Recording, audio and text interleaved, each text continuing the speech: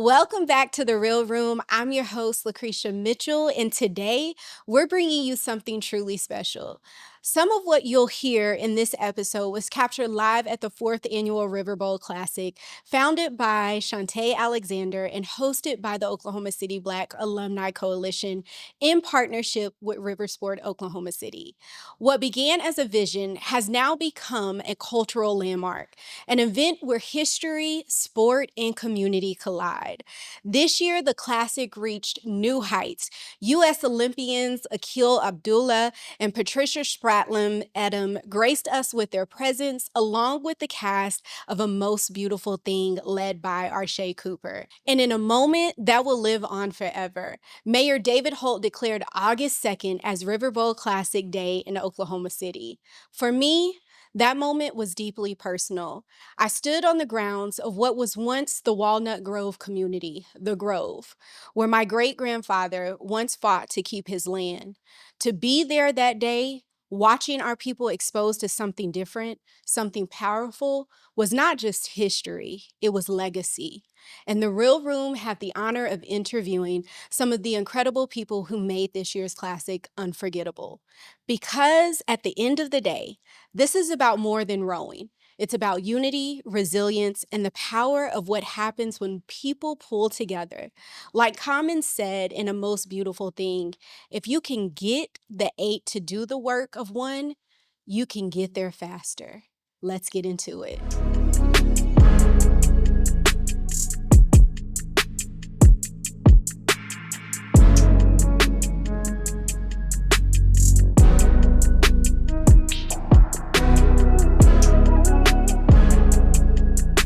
Welcome.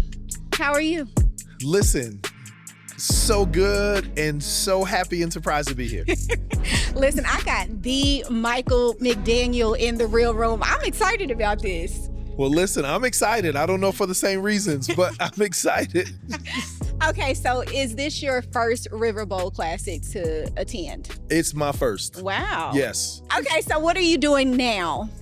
In terms of Just work, just life. How is everything going? So I pastor a church, the Northeast Missionary Baptist Church in Forest Park.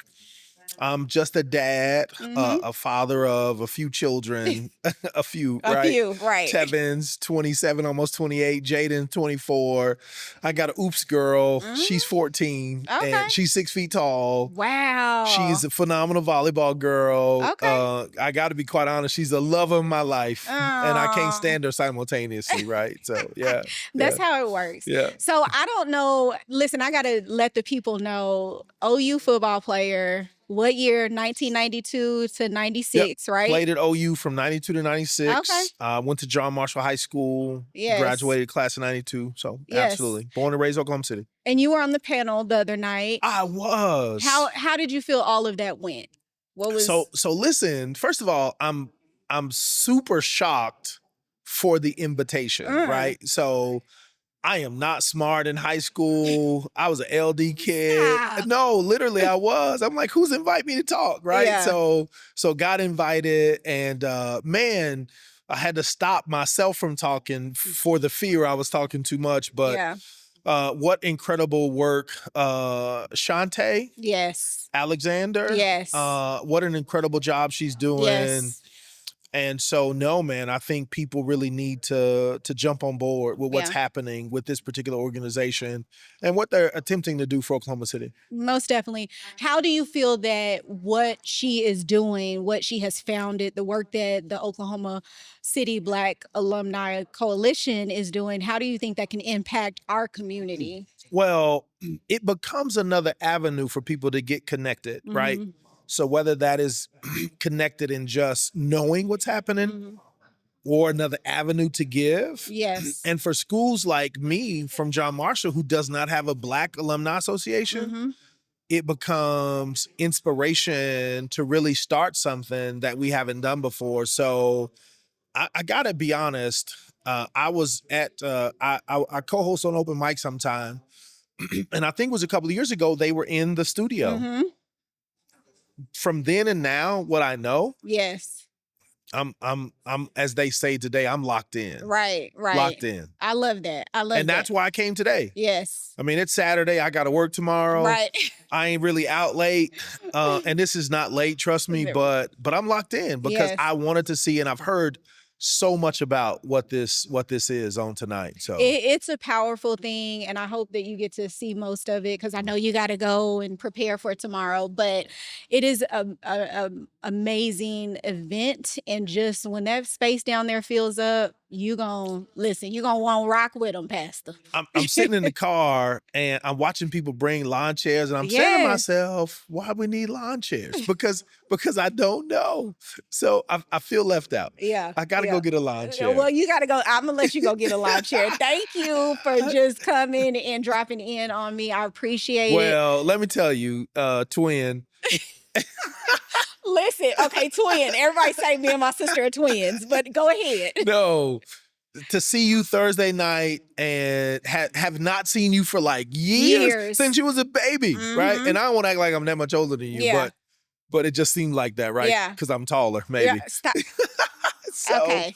But literally to know the work that you're doing, to see the stuff that you even did, like when I heard about First Friday, Yes. the Elam realtors, Elam, all of that stuff, and I started looking, I'm like, oh, like so seriously, man. Kudos to you. Thank you for the work that you do, and I you. pray that all continues to go well. Thank you so much. I appreciate You're you welcome. for joining us today. Thank you. Take care.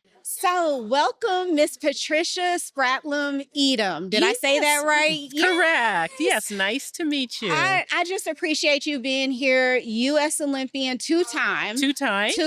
Don't get it wrong, Lucretia. Right. 1980, 1984. Yes, that is amazing. And you was the first, correct? I was the second Black woman from the United States. The first was Anita de France, who raced on the Olympic team in 1976 in Montreal. Oh, wow. That is amazing. Yeah. What was that experience like being the second Black woman? Yeah. Well, the experience of becoming an Olympian is definitely a dream come true. Right. I would say my role models for athletics overall was really Wilma Rudolph and her famous run, you know? Yes. So there's that backstory dream. I came across rowing because of Title IX in 1976. So I rowed for the University of California at Berkeley. Wow. And at that time, you know, so many women started rowing because of the need for universities to ramp up and have parity in their number of female athletes. Right. So, so I just fell in love with it. I fell in love with the teammates. I fell in love with the being coached and having a real home on a big university campus. You know, really gave me a spot. Yeah. So when I started out, I was not fit. I was not an athlete. Really? Oh, not really. None of us were. Very few of us were. Okay. You know, of a team of probably 50. Okay. Maybe 5 had rowed in the past. Wow. Otherwise, it was just athletics was really new for women. So we learned to be fit together, and the coach knew that. Yeah. Right. What did that training look like?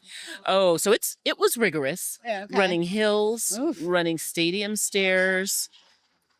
I'll just never forget, he said, you will learn to hear yourself breathe hard and become comfortable with that. And you know, that's really true. First, you learn that you hear yourself breathing hard and you're kind of gasping. Right. But then you learn to breathe hard, to really gather the oxygen to go faster and harder. Like there's so many nuances it's like about a mental switch for you. It is. Yeah. It is. That's so interesting. What is it that you would say? Because I know there is a certain type of discipline and focus that you have to have as an Olympian. But for you, what lessons from the water have shaped the way that you approach life and just your advocacy? Sure. Yeah. Oh, love the question. Yeah. Because growing up in a household, African-American family, parents, strict, set guidelines, were very focused on honesty, working for yourself, but for community. My parents were huge advocates.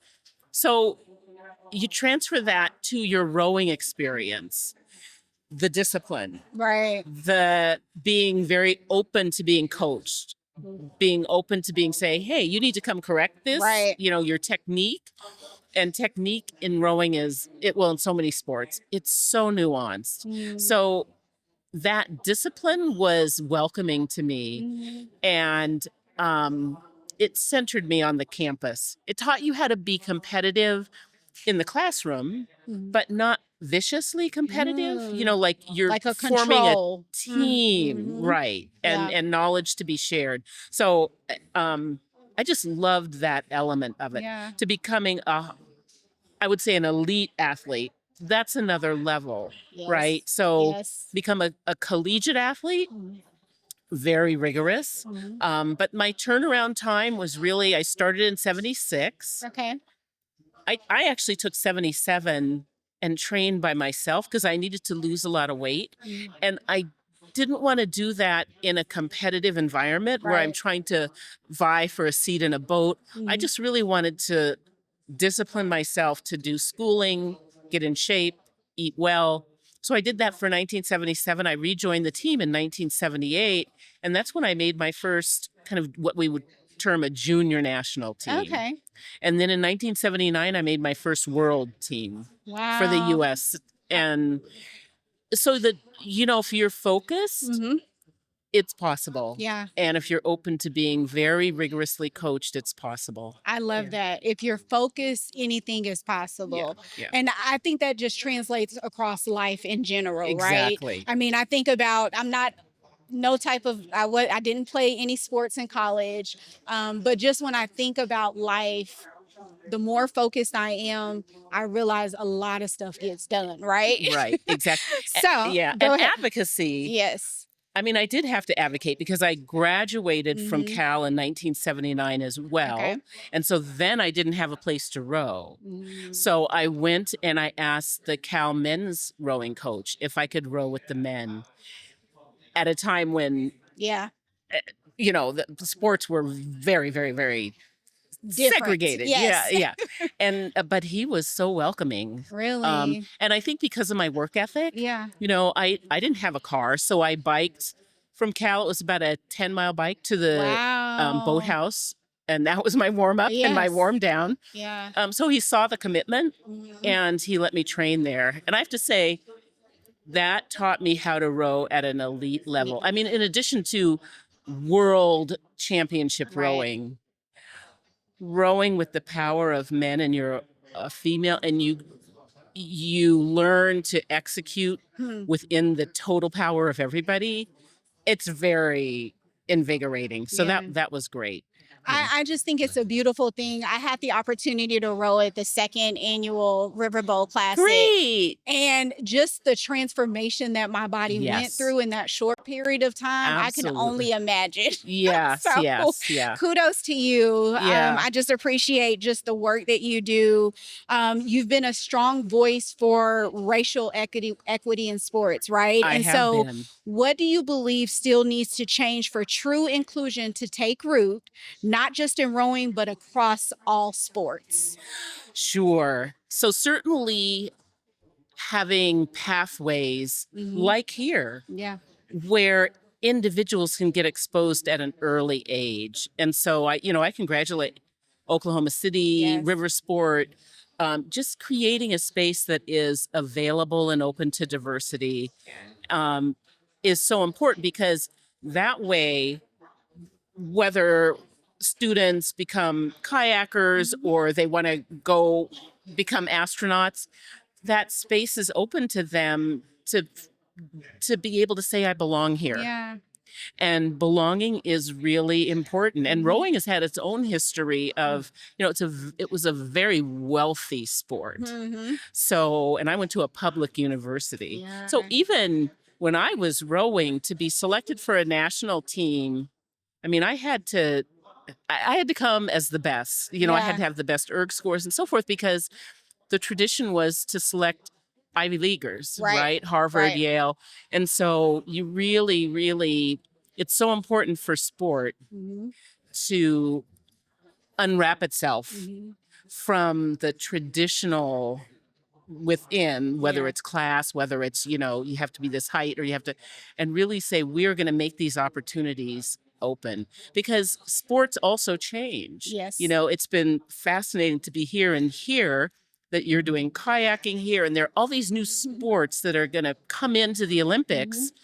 And so you just never know. So giving people that opportunity and Yeah. chance is really important. I think sponsorships help because sponsors are open to diverse audience.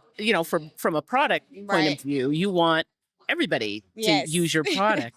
So I think that sponsors can somewhat drive some of that. And then municipal policies, I like if you develop something that is close to many communities or travel distant, or there's another mechanism where people can come, Boys and Girls Club partnerships, however, that also is what sport needs to do, like align themselves. So having college pathways and different ways that individuals along their growth, including with seniors and grandmothers. There are plenty of grandparents who care for their Yes, grandkids. most definitely. And so if you have an older rowing, a master's rowing, different age groups, that also can open doors because you have different family members and caregivers experiencing that then share. Yeah. And I love that. I love that you said all of that. That is so key. Looking back at your career, I have to ask this. Yeah. What is the moment on or off the water that affirmed that your purpose? that confirm my purpose. Yes. That's a fabulous question. So I always had a dream to become an Olympian. What really defined that was first at Cal, I have to say, and it was off the water. I gave myself this week I'm going to be the fastest in our intervals for the stadium stairs. Little small. This week I'm going to do this. So I just gave myself that grace, but I was very, I would say a critic. I could tell myself if I made it or I did not make Right. it. So one of them, a profound moment, was when, like a college stadium. And I told myself I was going to run all the bleachers up and down every single section. And I did that. Wow. And I would say that because that allowed me to become very efficient, and you work exceedingly hard, but you learn not to tire. Like that's when I knew I had reached a level, right? Yeah. Where you could just do so many meters and you learn to control everything, just how you execute, just going all out, but you're still enabling yourself to control your power. And I would say in my leadership roles and work, learning to teach that, mentoring individuals about self-awareness, situational awareness, learning when to exert your power or influence, when to hold back and let other people have the floor, bringing together a team. So that's been profound as well. Yeah. And rowing it really changed my life. I met my husband on the water. Yeah. My kids have all rowed and have gone to college and rowed. I have one son who played hockey, but it's, sport has been very impactful in our lives. And when I was in college and African Americans many had excelled in sport. Right. And in the media, I remember I was probably in middle school and there was should you go an athletic route or should you become an intellectual? And when you hear that and you're wondering why people are making that dichotomy. Right. And when I got to college, I'm like, they're so reliant on one another. And so the sport gave me home in a huge university. And then I became much more effectively disciplined in my study and my major and public health. So I learned that I had to really unlearn the philosophy that if you're an athlete, that's one thing, and if you're a professional, that and something else, that they don't belong together when they really do. So that was kind of an epiphany, I think, as part of your class. And then raising my voice, I learned to advocate and raise my voice for women in sport. I think I was kind of a change agent there, on the Cal campus. And so that was good. Along with a coach, it took certainly individuals who will support one along the way. And I just firmly believe in when you see how empowering Title IX was for women. When Title IX first came into play in 72, if it really became implemented, women on and most college campuses were 25% of the college population. And so for them to become 50% there. And so now I'm raising my voice about diversity, equity, and inclusion. Because Title IX will always be a diversity, equity, and inclusion program. And so I'm really encouraging a lot of colleagues to understand and embrace it as such, and to know, having experienced that and having had that impact their own lives, to then embrace other diversity, equity, and inclusion programs that they are absolutely pivotal. And look what it does to communities, to families. It just makes everybody better. So it's not something to fear. It's really important to maintain and grow. Well, I appreciate you for coming on. I appreciate you for sharing. I know that there's so much more of your story that people need to hear about. And so I thank you for being a part of the Real Room today. Is there anything that you want to share with the Real Room fam out there? I have to give a shout out to Arshay Cooper. Okay, yes. He has been phenomenal in really helping to diversify rowing. His approach to reaching middle school, to really connecting with networks of decision makers through the entire labyrinth of community resources, U.S. rowing, certainly the A Most Beautiful Thing Inclusion Fund. And so to be just a small part of helping support him in that, I just can't say enough. He's about him. Truly a champion. And so I just want to lift that up, that I'm here to really celebrate him and that, and his movie and his upcoming book. And I can just do my part to also cheer on new women and young men coming into rowing who look like the diversity of America. So thank you for championing that. Thank you. I appreciate you. I thank you for being here. Shout out to Arshay and Shawntay Alexander for just this work and all they're doing. And thank you so much for just your discipline and focus and being who you are and who you are. Oh, thank you so much. It's a pleasure. Thank you. Well, welcome, Mr. Akil Abdullah. How are you? I am doing well. Good. It is a beautiful day here in Oklahoma City.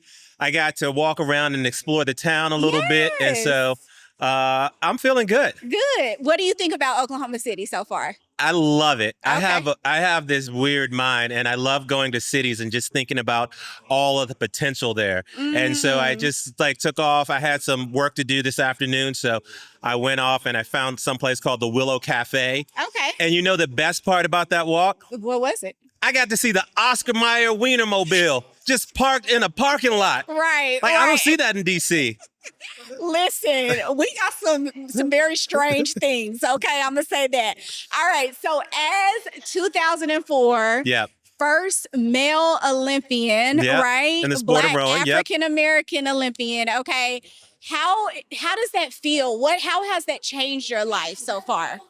How has it changed my life? It's interesting. I always tell people that when you're in it, you don't think about it. It's actually only from hindsight that I realize that, I say that I've arrived, right? In the sense that while I was doing it, it was all about the work. It was all about the goal of getting to the destination. And so if I look back and I think about what it meant to me, it really was sort of a crucible. Yeah. It forged me into someone who could focus, to someone who could get the job done. Yeah. And I think that it's important. One story that I tell about this is that I actually lost the trials, Olympic trials, by 33 hundredths of a second in 2004. Okay. And my coach, Mike Tatey, said to me, as I was on the dock, he said, "Look down there. Those people down there still love you." And he was talking about my parents down there. And the hardest thing I ever had to do was walk down that dock after defeat, after they had invested so much in me and after all of this. But what I learned about that was that I was resilient, that I could come back and that I could achieve things even after having gotten knocked down. What were the steps that you took to change and make sure that you did not lose the next trials? Wow, that's a good question. Well, I think for one thing, I just kept doing what I was doing, because a loss of 33 hundredths of a second, that could have gone either way. And so what I realized at the time was that I had a goal of going a certain speed in that race. I went faster than the speed that I had expected to go. So that meant that I was there. Even though I couldn't see it right afterwards, I was there. I was where I was supposed to be. I was at the elite level of rowing in our country and in the world. Yeah. And so what I did was I continued doing all the things that I had done before. Yeah. And when I showed up next time, I didn't lose. Yeah, that's amazing. Thank you for sharing that. I think a lot of people can have a defeat or a situation like that, right? And they look at it as a failure, but I feel like it's never a failure. It's something in that you can learn to get better, right? Right. And so I just thank you for sharing that, because some people don't look at things like that. And so I always want to try to change people's perspective on things just a little bit, right? So tell me, what are your expectations for the Riverboat Classic? What are you looking forward to?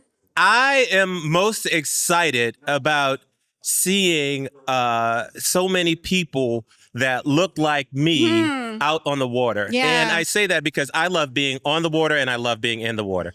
I surf, I sail, I row, I swim. And for me, there is just this connection with water, with life. And I just love when I see,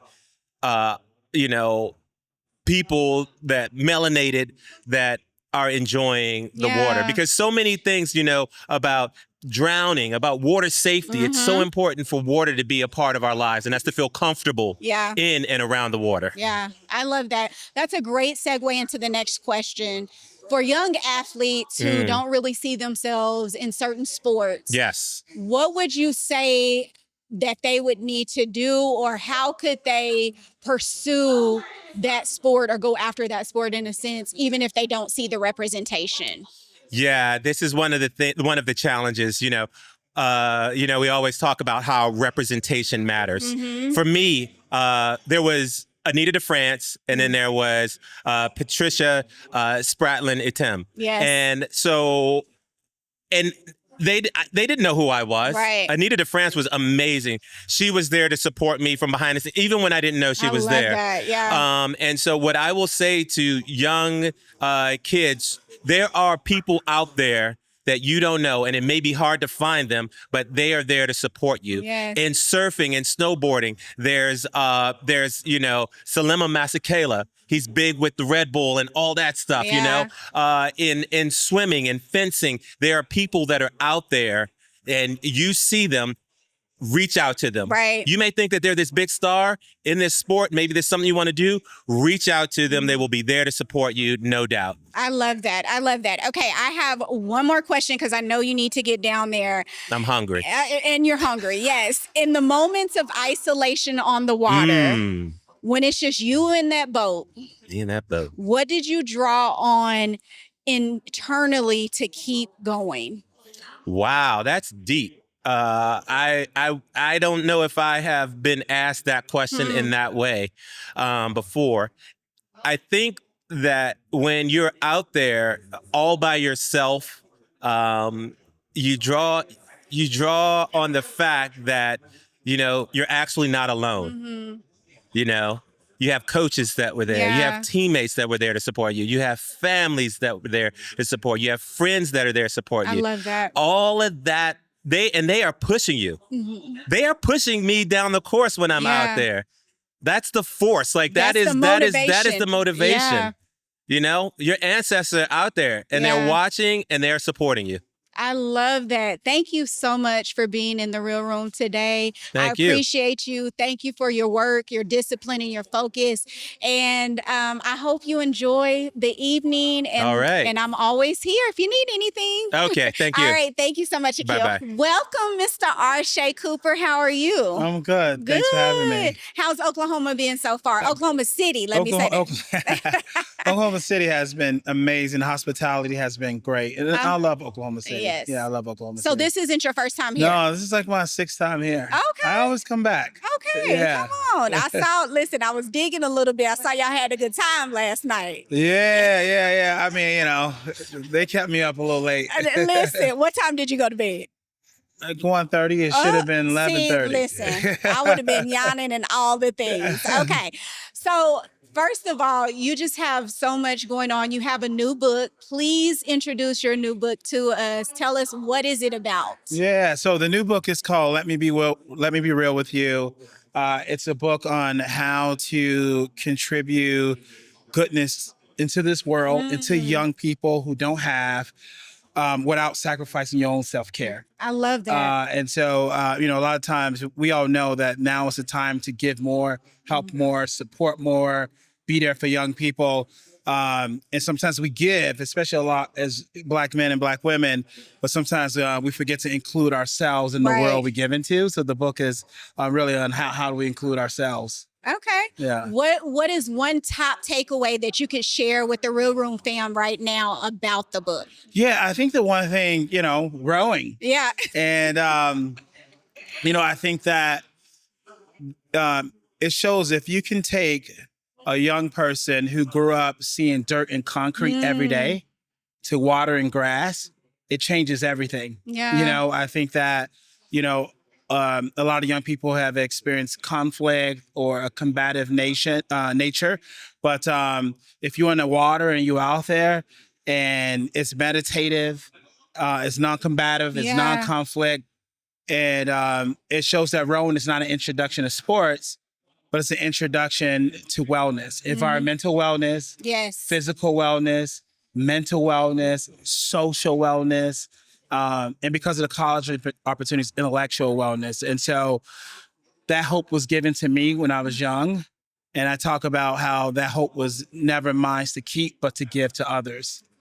I love that. Yeah. I love that. So I love the fact, just your heart and how you're able to connect people. Watching the film last night was so inspiring me.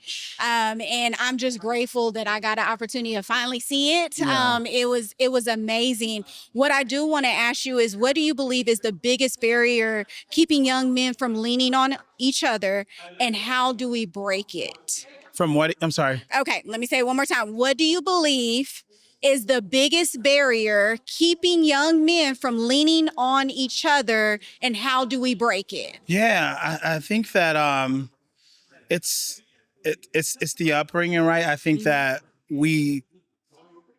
speaking for myself, you grow up and you see, you skip over pools of blood, or you run for your life, or you hit gunshots when you sleep, and you want to just protect yourself, and you think about self, and you learn, like, protect yourself.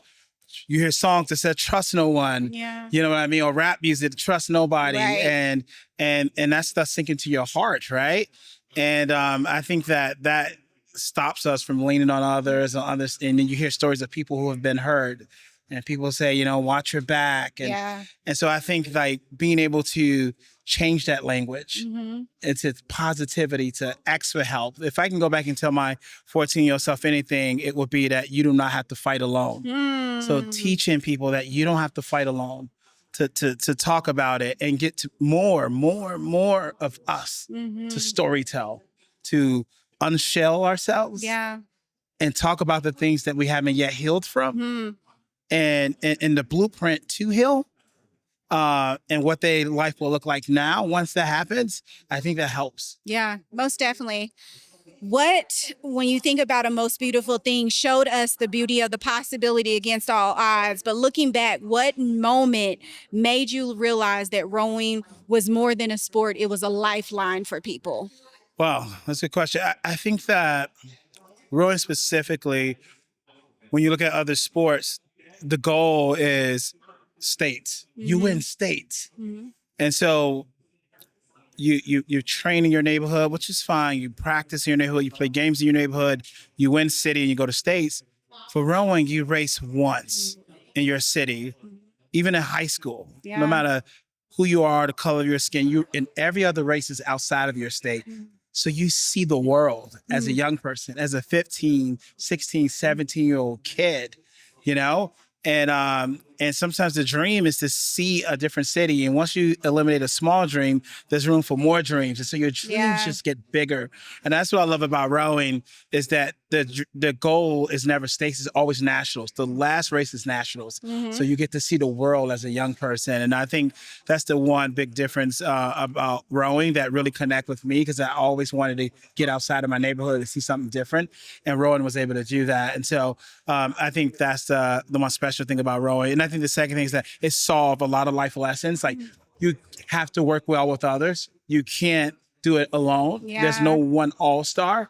And then you have to learn how to swim, really swim to compete. And so that solves some you know, some safety issues. And you know, and so I think those are some cool things about rowing that helped me and helped me to connect to the sport. Yeah, I love that. I look at the work that you're doing and how you're impacting our young people, the next generation, right? What is one story, one person that has shook you to the core to make you realize, okay, what I'm doing really matters? Wow, that's a great question. Yeah. I think that wow, there's so many of them. I know, but I'm gonna tell you one that's a little different than what people. My reach have always been a lot of Black people, and I've introduced thousands of Black people to the sport. But I got a call one day, and this librarian said, "We bought 300 books, and our kids just saw the movie. They need you. They asking for you. They need you to come." And I was like, "Well, you know, it takes months." It's like, no. They're fired up. Can you just? I feel like you really need to come. And so I was like, "Okay, where do I need to go?" And they said, Alliance, Ohio. And I was like, "I never even heard of that." And they was like, "We'll book your flight." And so I was like, "I want to bring a friend," because I don't, you know. And so to get to Alliance, Ohio, you have to fly into Pittsburgh and drive an hour and a half to Ohio. Oh, wow. And so I fly into Pittsburgh. I drive into Alliance, Ohio. 5 minutes left on the, it says 5 minutes on the GPS to the school. And I look up and I see Confederate flags everywhere. And I was like, where am I? I thought I was going to just a neighborhood with kids who look like me. Yeah. I walk into the school, into the auditorium, and I don't see anyone that looks like me. And these kids started screaming and shouting like I was LeBron James and waving the book in the air like a waving flag. And I got to the front, and this white girl stood up and she was fighting to find her words. And she said, "I'm the class president. We all have read the book and saw the film. And we want to thank you because we all have unlearned everything our parents taught us about people who look like you." And that's when I knew I was making a difference. Oh my God. But when I heard that changed everything for me. Yeah. It's necessary. Yeah. You are necessary. Well, thank you for that. Thank you so much for the work that you're doing, the message that you're spreading. I'm trying to hold back the tears from that story because, you know, I look at what we do, right? In the world that we're in, that's really, I'm be honest, that's why I do the work. That's why I have this platform to be able to bring people like you on it, to be able to share stories like that, because I do believe that there's hope, and we can change from I what we've believe been that. used to, Yes, right? absolutely. Yeah. And so thank you so much for what you're doing. Let me ask you this final question. What is your expectations for tonight? What are you looking forward to? I am excited for tonight. I've been around the run for a long time, and there's nothing like this that's happening nowhere in the world. Okay. I've seen rowing in Africa, the UK, the Bahamas, Wow. and I haven't seen anything like this. And so, honestly, I think the biggest expectation for me, that I didn't have much of it when I started rowing, is just looking at the eyes of the young people, the kids, those who are 6 years old, 7 years old, who've been taught don't go into the deep, or don't mess with water, or don't swim, or don't go near the river, to see people who look like them. And when you do that, it's more in reach that I can do that. Like, I can learn how to swim, that I can row. And, so I'm looking forward to looking into the eyes of the young people, to see those who look like them, that are much older, facing their fears. And, every time you face a fear, life get a lot less scary. So that's what I'm hoping to see. And then many years from now, those same young people will be out here leading and rowing and doing great things. So that's what I'm excited for. Thank Thank you for having me on the show. No Maybe one day we'll do a longer show and a book. I am coming back for my book signing When? in October. So Okay, we got to exchange information, because I need you. I need a whole episode with you. Okay, I do, because we can talk about a whole bunch of things. Yes. So yes, I would love that. I again, thank you so much for the work that you're doing. Is there anything that you want to share with the Real Room fam out there? Just any parting words? Yeah, I think that, to everyone, which is cool today, our foundation is donating a boat, which we're going to dedicate tonight. Yes. And we donated some rowing machines, and we also donated a cash grant to go towards swimming, transportation, Awesome. academic support. Yeah. So for all the young people or parents that are listening, come down to Riversport, and your kids are able to row for free. And we support that, and also help them to get to college and maybe do some rowing. So that's what I want to throw out there to everybody. Awesome. Well, thank you so much, Arshay, for being here. Yeah. We appreciate you, and it's been a pleasure. I'll see you back in October for See sure. you back in October. Okay. Awesome. Welcome, Mr. Sean Love. How are you? Yeah, I'm good. I'm doing Good. all right. Listen, I saw you down there. I was like, I gotta go get him. Tell us about the podcast name, all of the things, what's going on. Well, yeah. First of all, I appreciate you just spotting me and just invite me up. Yes. But I have a sports podcast called Rock Podcast, ROK Podcast. Okay. And Rock stands for Recruit Oklahoma. Oh. So that's one of the things that I'm really big on in Oklahoma, is trying to get our athletes pushed out there to the masses. Just a kind of a movement to recruit Oklahoma kids, athletes. Yeah. And so it's Rock Podcast with Coach Love. And it's on YouTube, Spotify, and Apple Music. So, Yeah. but that's the premise of it is I interview Oklahoma bred legends, either whether they've played in the past, played in the pros a long time ago, or they're current stars. Some of them play in college right now, Yeah. and some upcoming athletes that are making a name for themselves right now. So. I got a bunch of kids lined up, a bunch of athletes, a bunch Come of on. legends, coaches as well. So Yeah. I'm having fun with it. I'm having fun with it. I love it. So, Listen, you've been in the sports world for a very long time. Yes, Okay.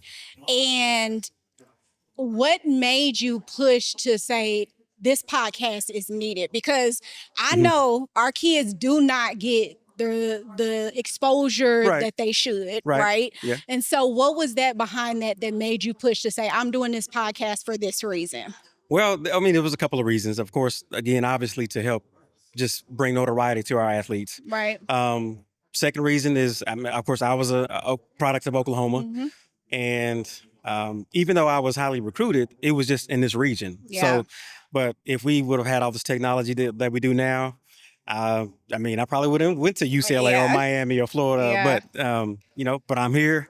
Went to Oklahoma State and played some ball here and there, and as far as pros, and but it's just one of those things where I want to help help athletes just get out there and help us get pushed out to the masses. Yeah. So yeah. Well, listen, I appreciate it. And although you didn't go to the #1 school in the state, No. well, I'm not gonna hold that against you. But anyway, I'm joking. But John OSU, Marshall, John Marshall. listen, OSU it's a big deal, and so just having, just being able to do that is a big deal. So Absolutely. Kudos to you for that. Yeah. Let me ask you this: what brought you to the Riverboat Classic for the 4th year? For one, this is my first year being here, but I think John Marshall is in it, so that's my high school. Right. And 2 is just to see all the people that I've seen over the years, haven't seen in years. Yeah. I knew it'd be a big event. I saw some highlights of it last year, and just saw, man, I can go out there and say, hey, what's going on, and see people I haven't seen, and also, just branding myself. There you go. So if they've seen it, they'll say what's up. If they haven't, they'll see the name. But again, I'm just trying to push out everything Oklahoma. Yeah. I love that. I love that. Listen, I appreciate you for being here. Yeah. I thank you for doing it off the whim. Yeah. Now, so like, you were in Oklahoma. You went to OU. Oh, no, No, did you I finish? didn't go to OU, but my baby one of my babies go to That's OU. right. That's yeah. okay, But okay. my family is all OU diehard fans. Okay. So it's like I might as well have went there. Okay. But no, I went to anyway, that's a whole nother story. We're not gonna go there. Yeah. Okay. But my last question for you, how can people find your podcast? Okay, so on YouTube, just go to ROK Podcast with Coach Love. Because now, I set it up, and then I found out that there was another rock podcast. So ROK Podcast. But it's a Hispanic network. And I'm like, okay, I got on there and looked at it, and they were all speaking Spanish. And I'm like, okay.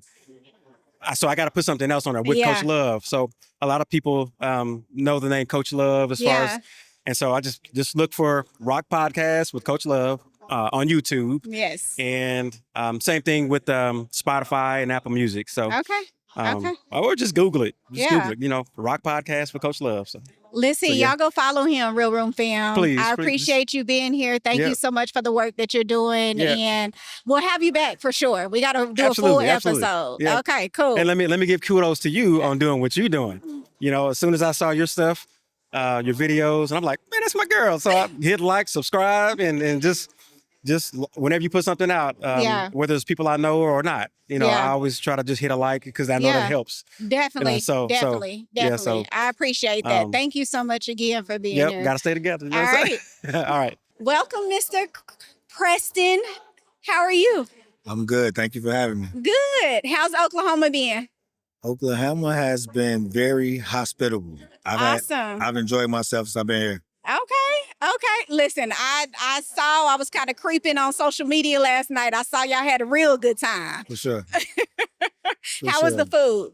The food was great. It took us to a place, Elmer's, I think. Elmer's, yes. Elmer's. The fish was delicious. The food was Fire. great. The vibe was nice. They had a live band. Yes. She vibed out, had a good time. It was great. Okay. Let's talk about the documentary, just your experience with that. Tell me, what was the most difficult challenge that you had in preparing for the actual rowing event, or any rowing event, I guess I should say? The physical ability to do it. You really have to be in some shape to be in those boats going 100 meters, 500 meters, 1,000 meters. It's a full body experience. So that was the most rigorous part for probably me and the guys, all trying to be in some type of shape to compete at a high level. Yeah. Yeah. What was your purpose behind doing it? Just trying to relive some moments that we had as kids where we didn't take the opportunity of what we had at that particular time, and knowing now what we missed out on. It was like, hey, if we had the opportunity to do it, would we? Yeah. And the opportunity was presented to us. So, he's like, let's do it. Let's go for it. Okay. How has all the events that you guys been a part of yesterday, the showing at the Paige Woodson, how was that for you, just to see the response of the audience? Man, it was great. It's always great. It's a very emotional roller coaster. The film is, it takes you up, takes you down. It teaches you. You laugh and cry a little bit. Yeah. So you get that vibe from the audience that they understand. They can relate to what's going on. So it's always a great feeling.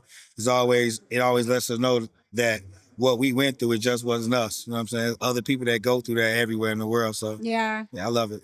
Awesome. Awesome. I have a question for you. What's one lesson from the boat you now apply to every other part of your life? From the boat, Yeah, from just this experience. partnership. Hmm. You know, you have to depend on somebody. You can't do anything in this world on your own. Yeah. The boat teaches you how to depend on other people. You know what I'm saying? If the guy behind me is not keeping up with me, or we're not in sync, the boat's not gonna go where it needs to go. Yeah. So, you know, working with other people and just having to depend on other people and not solely on your own, for sure. Yeah. Yeah. I love that. Let me ask you this. What are your expectations for tonight? What are you looking forward to? I actually want to see the race. So we came earlier, and we were only supposed to do a photo shoot. I'm not sure how we winded up getting in the boat, actually going out 500 meters. Oh, did you? And rowing. Oh, yeah. Oh, my goodness. Yes. In these clothes? No. We actually can't okay. listen. They told us. So this is how I knew it was a trick. Okay. Because they told us to come out like in workout gear. Okay. They're like, we might have to get on the boat and Yeah. take a photo out. Cool, with the mirror, all that, right? They get us out here, and we get to the boat. They have us take the boat out. We sit down, and they say, push off. They got y'all. So we rowing now. Yeah. But it was, hey, listen, it was a great experience. I got to row with 2 Olympic rowers. Yeah. I got to row with two of your people from here, and then my guys. I actually thought it was going to be a train wreck, but it was great. We had a great time. We moved the boat. It was good. Awesome. Awesome. What would you like to tell the Real Room fam before you leave here? Anything, any parting words? OKC has been real. I didn't expect what I got from this experience. I'll definitely be back. I'm looking forward to being back and getting to see you guys' city a little more. Side note, this is probably one of the cleanest cities I've been in. I travel a lot. I haven't seen trash on y'all streets yet. I'm waiting on it. I'm waiting on a paper bag, a potato chip bag, a candy wrapper to fly past me somewhere. I haven't seen it yet. Really? Okay. It's great. It's great. Listen, This place is Oklahoma killing. City. Hey, we good. Well, thank you so much, Preston. Thank you just for No sharing problem. with Thanks for us, and having we me. appreciate it. Thanks for All having me. right. Welcome, sir, to the Real Room. Introduce yourself to the Real Room fam. Sheesh. Hey, welcome. Thank you so very much. My name is Sam Weber, also known as the Archer. I'm super excited for this, man. I've been watching from afar. I've seen the interview with Willie Mack, and I was like, oh, yeah, I got to get on this bad boy, man. I didn't know I was going to be on it like this, but thank you very much for this opportunity. No Yes. problem. Listen, past rower, let me ask this. What was that experience like the very first time? Because you did it, what, 2 years? 3 years. Yes, 3. Okay. What was the experience like? Amazing. Like, I would be out there now. I had a little hip injury, so I've been rehabbing from that. So that's the reason I didn't go through with it. But I love doing this, man. It was amazing. Like, because it's doing something. Like, people know me for basketball or golf or something like that, or soccer, but not rowing. Yeah. So being able to represent the Vikings, Yeah. you know, they Huge. RIP Northeast Vikings. Northeast you know what I mean? I Vikings. had to hit it up one time. Yeah. You know, shout out to class and School of Advanced Studies. But once Shawntay came with this opportunity for me to represent Yeah. the East Side one more time, I had to jump on it. Yeah. So I would have been there this year, but man, unfortunately can't do it. But I'm here still. So Yeah. Well, Yeah. thank you so much. Listen, we're going to get you on a full episode. Yes, What are ma'am. your expectations tonight? Who are you saying is going to win? well, since my Vikings just lost to the Millwood, Right, I gotta put us out. So I don't know. I guess I'm gonna have to roll with Millwood Falcons on this one because they beat my team. I'm gonna roll with them because the alternative, I can't give Douglas no love right now. Can't give him none. So at least the other side of the East Side. So definitely Millwood. Okay. All right. Well, thank you. We'll have you back on. I appreciate your time, sir. Thank you so very much. Thank you. Yes, indeed. Thank you. Listen, y'all, What's I going am on? honored to have the Trey in this building. Yeah. Okay. You in the real room. Talk to the people. I'm excited, man. I'm happy to be here. As soon as I saw you, I knew I had to come up here and talk to you. You know what I'm saying? So I'm just happy to be up here. Listen, I love the work that you're doing, Thank you. how you are exposing Oklahoma in a positive way. Absolutely. It's big. I'm curious. Yeah. Are you born and raised in Oklahoma? Yeah. Give us some background. Yeah, no, I'm born and raised in Tulsa, Oklahoma. Tulsa, okay, you know what I'm saying? T-Town. Yeah. Born and raised in Tulsa in the 918. And I came up here to the city to play ball at UCO. Okay. And you know what I'm saying? After I graduated from UCO, I just stayed up here after that. You know what I'm saying? And I love the city. You know? So yeah, it's cool. Well, listen, like I said, I see what you're doing. I appreciate it. What has been the most challenging thing that you've experienced thus far as a content creator? The most challenging thing, I would say now that my platform has gotten to where it is, it's just sometimes I have to say no to people. You know what I'm saying? I can't put everybody on the schedule. You know what I'm saying? So that's probably the hardest part. And also the editing. The editing takes a ton of time. A lot of people don't realize how much work it goes into that. Yeah. A lot of tedious work, but you know, I'm making it. Listen, So, right now I'm floored because like your voice is in the real room right now. Hey, everywhere I go, they be like, man, I thought that was you. But as soon as I heard you talk, they're like, that's it. That's him. Yeah. Mm-hmm. Tell me, what are you looking forward to with the Riverboat Classic? Man, I'm just looking forward to just having a good time, and it's beautiful seeing all these black folks out here. You know, we got the reputation that we don't do anything on the water. Yeah. And also, this is exposing us to different things to do, different sports other than the typical basketball and football. And, you know, I think it's good for representation. You know what I'm saying? Just to see people who look like us out here really doing their thing. Okay. Yeah. What are your predictions? Who's gonna win? Ooh, hey, Star Spencer done won the last 2 years. Hey, so listen, I don't want to talk about it. I'm thinking they're gonna get the 3-peat. I don't want to talk about I think they might get it. You know what I'm saying? But no, I think Millwood just won the first seed, I believe. But they were looking pretty good. So it's gonna be a good competition. I'm gonna tell you, look out for Southeast. Okay. That's where I went to school. Okay. Shout out to Southeast. Shout out to Southeast. Listen, I got a bone to pick with Southeast, but I'll tell you after. What's your bone? They beat me in the state championship in basketball back when I was a freshman. I can't help so, that. Hey, listen, you we know. was good. Okay. I can't talk about that. All right. Sure. Well, listen, I appreciate you being here. Thank you so much. And we'll have you back on a full episode. Absolutely. So. Anytime. Okay. Anytime. I'm with it. I'm going to hold you to it. All right. I'm going to be here. All right. Yeah. Thank you. For sure. Thank you. Welcome to the Real Room, Dr. Nancy Davis, correct? Nancy L. Nancy. Put the L in there. Get me together. Because Nancy my mother L. was Nancy R. Okay. A history maker, first black to go to OSU. So I always, even though she's no longer with us, I always like to use my middle initial. I love that. Okay, so you just said she was the first black student? First African-American accepted or admitted to OSU. Oh, wow. 1949. And I didn't mean to, but that's why I like the L as opposed to the R. Okay. Or Randolph. That's a big deal. So you come from some good educators. Some educators. I love it. I love it. You're not gonna put that on there, are you? What I just said. Listen, we keep it real here. So I love that you got me together in the most pleasant way. Okay. Thank you. So you are receiving the Excellence Award, and I want to read to you what that means and why you're receiving that. It says, it's in recognition of your unwavering pursuit of educational, civic, and social excellence that continues to shape generations in Oklahoma City and globally. Your work has shaped lives, not just in Oklahoma City, clearly because of why you're receiving this award. How do you define excellence in a way that transcends titles and achievements? I'm going to take a very narrow approach in answering that question because it is open-ended when you say excellence. And I might say I'm so privileged and grateful. Never would I have thought that my former students would have honored me because you said keep it real. So I'm going to keep it real. They really didn't like me when I taught them.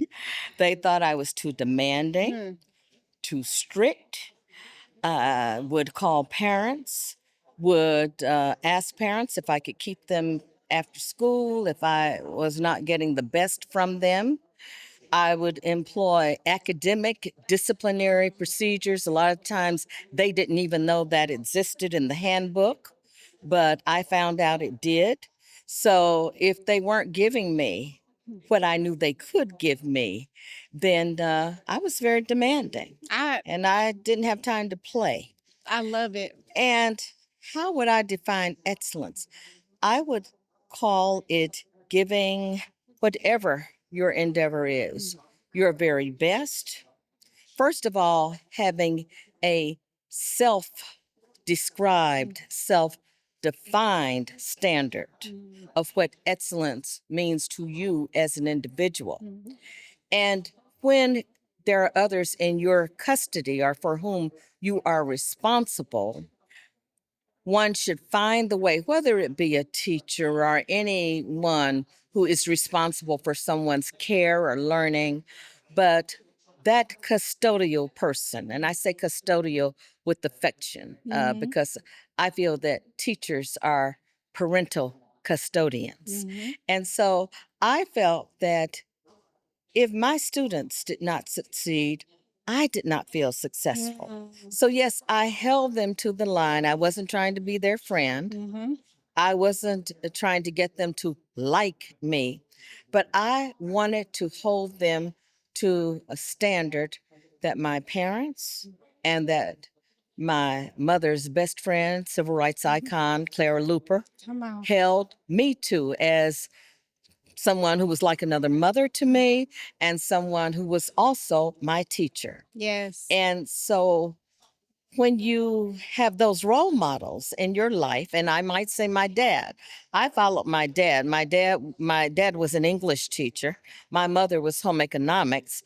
And so since I didn't meet her standards in sewing and cooking, I said, well, I have my dad's genes, so I will be like him. I enjoyed English. I enjoyed literature. I enjoyed the grammar. I enjoyed all aspects of speech and English. And so with my students, I not only made sure that tried to help them with their writing skills. I also taught grammar, which seems to be slowly disappearing from the curriculum. And I do not understand that since that's part of what the ACT and SAT writing skills test is comprised of. So I get upset when in education, we want to leave that out of the standards or minimize it. But I feel that one should give his or her best in whatever he or she decides to do. And that is especially true when you are a custodial teacher parent who is responsible for preparing our children for the future. Yes. Listen, you touched on so many valid points, very profound statement. I am grateful that I got to hear that because I do believe that this new generation is missing out on a lot of what honestly I got. I was under Clara Looper and I was a pagette, and just that experience shaped me in a way that I am so grateful for. And unfortunately, I feel like our younger people are not getting that richness in history or getting that richness from some of our elders. And so what would you say your hope is for this next generation, just seeing just education and how things are going right now? What is your hope? I hope that when you say the next generation, now that's my students. And if you mean future The generations. future generation, yes. Well, I would hope that my students would hold their children to the same standards that those of us who are elders now for their generation held them to. Yeah. And I would hope that there would be cooperation between teachers, administrators, parents, students, and all aspects of the community to really pull together. We talk about village rearing, but oftentimes that falls short of what I believe that it should entail because things are different now. Because many of our students come from families where we have single parents supporting them, doing the best that they can, many grandparents rearing children, many students whose parents are incarcerated. We do have to tweak some things. Yes. And even now, when I go into sub or I work with students with my ACT, I have to not be quite as tough in terms of as demanding, but in a different way. I have to whittle that with a bit more of compassion, but not letting them slide. Right. So I think we combine old school and some of new school. Now, I must tell you, I'm not really a big proponent of so much of the new school. Right. But, and I always say when I hear certain things, oh my gosh, I can't take that. It's time for me to die now because that's just ruining our kids. We don't want you to do that now. That's just ruining our kids, and don't let those kids slide, because still when they get out in society, no one's going to coddle them like we coddle them. Nobody's going to love them. Competition, particularly at the very high levels, the middle levels, the intermediate levels, is very high. Yeah. So we can't let them slide. If they write a paper and it has structural areas, they need to understand that, okay, we go and perfect it. Right. And I've also seen some instances where I've had some students and parents say, "Oh, my child has always made an A, and what do you mean?" And I will say, well, let me tell you, even A students can improve. Yes. And this, using my experience and expertise and level of education, I don't say I know everything, but I guarantee what I am teaching your child. So this is what I highly recommend. And if they want to take another direction, then that's on them. But if I'm their teacher, I give them their grade, and I do not say that haughtily. I say it because I believe that my standard of excellence has worked. I love it, which is why you're receiving the Excellence Award tonight. If you say so. Yes. Okay. Another question. What is one lesson you've learned in your pursuit of excellence that you believe every young person should hear right now? I would say, don't let down your guard. Don't let down your standards. Don't let someone feel that you are less than. No matter the mistakes you make, no matter what you may deem a put down, and then you should not tolerate that a put down. But now, uh, don't confuse constructive criticism, or I like to say constructive help, with someone who is putting you down. But you should know when someone is genuinely trying to help you. Sometimes people don't understand that, and let me go back into the student paradigm. Sometimes, as many of my students tell me now, "Oh no, we didn't like you then. Now, some even say they love me." I said, "Really?" They appreciate it. Right, or "I appreciate you." They might not even say they. Some will say, "I appreciate you," and I get it now. So I would just advise, when you're really earnest and you're trying and you're putting forth your best effort, don't let others put you down. Don't let others dissuade you, but keep that confidence going. Surround yourself with people who care. If there's help that you need, get with someone who genuinely wants to help you, not someone who wants to mock you and who is relishing any defeats that you have, because we all have defeats. I've had many in my life. But luckily, I have had adults and friends in my life, my family, who have embraced me and who have said, as long as you're trying, as long as you don't embarrass us, Right. and you wind up in the news doing something you shouldn't do, That part. then we're behind you. So Right. any defeats, also the criticism can be the harsh criticism, and with this generation, every generation has had friends who are so-called friends who are detractors. Well, as we have seen, that can cause suicide in our young people. But get away from those people. We need to all be around those and help our children surround themselves with genuine support systems. Yes, yes. Thank you so much for sharing that. Let me ask you this. This is the 4th annual River Bowl Classic. Yes. What have you thought about this entire experience thus far? Oh my. Oh my. I mean, when I met Miss Shawntay Alexander, we were meeting for another purpose. We were Okay. trying to, we were working with her. She commandeered a group of people who were connected with Star Spencer, which is where I graduated. And she wanted us to make sure that Star Spencer got the programs and resources it needed per the bond initiative. And so that's how I met her.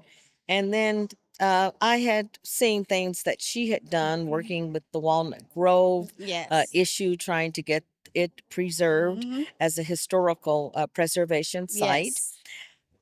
I had seen her. We worked together at Douglas High School Okay. with students volunteering, and I thought I was coming to teach the English, but one of my adopted nephews, Principal Jones, let me take Yes. to Douglas on Saturday, and he wanted the math instruction. So that's what Shawntay was doing. So to make sure he was on track and to make sure those other students who were in that small group session were on track, I was with her, and I was amazed at how she was Yes. really breaking the math, the trig, the algebra 2, algebra 1, and all those math subjects that are on the ACT. But later, I got a notice from her and from the Oklahoma City Black Alumni Association saying that I was receiving an honor for excellence. Yes. And I said, "How did I get that?" and and so she told me that what you read to me, Yes. that was very general, Yes. as far as I'm concerned. And I still want to say, now, what does all that mean? Let's break Yes. that down. Which she didn't. She said, "Oh, you understand that." And very politely, "I don't need to break it down for you, Dr. Davis." I said, "Okay," but I said, "I'm so shocked." And when I found out that I had students on the OBAC Yes. board and were members, and of course, I approached them. I said, "I didn't know you all thought of me like that." And then when I heard about this regatta, I said, "What? Black folk are involved in that?" I was just, I mean, too fit to be tied with euphoria and joyfulness to know that this kind of activities, sports on the water, Yeah. river sports, and that this was being exposed to our children. I'm like, in Oklahoma City? Yes. So I can't listen to anybody tell me that Oklahoma City is behind or make me feel Come on. as if I'm less than because I'm from Yes. Oklahoma City. Yeah. I mean, I've always been proud no matter Right. what. Right. I grew up in Spencer, Oklahoma, so there ain't anybody who could make me feel badly. I mean, they've tried Right. about being a country girl. I'm very proud of that. Yes. But to find that the water was drawing our children and young adults, parents in, and that they were using this as a confluence to also do community service work. I'm like, wow. Yeah. And it just made me glory in Shawntay Alexander's spunk, so to speak, and the members and my students. So I'm just sitting back. I said, now you all get to tell me Yeah. what to do. I said, I'll be in the boat. I might get in the boat with you and let you paddle. Yeah. Yeah. Yeah. But I said, I am just in awe Yes. It's of what you're amazing. doing and Yes. the advances and what this is saying to our children. Many of whom do not know how to swim, have not been to the river to engage in sports. So I think for any child, and definitely for African American children who perhaps would not have the money Right. to engage in this kind of sport, I'm just ecstatic. Awesome. Well, thank you for sharing that. I truly am grateful. So, just to give you a little backstory, my family was actually from Walnut Grove. My grandfather is Cleo Fields, or was Cleo Fields. He just passed away. Who? Cleo Fields. Okay. And so his family and my on my dad's side, his mom and his dad's side of the family were from Walnut Grove.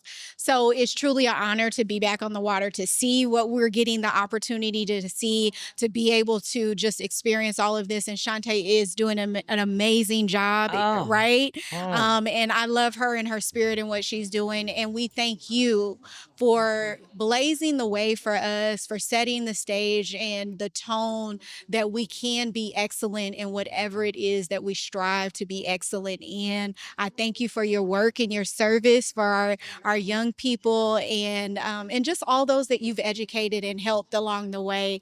And so congratulations on the award. I look forward to seeing you receive it. And thank you so much for being in the real room. I appreciate it.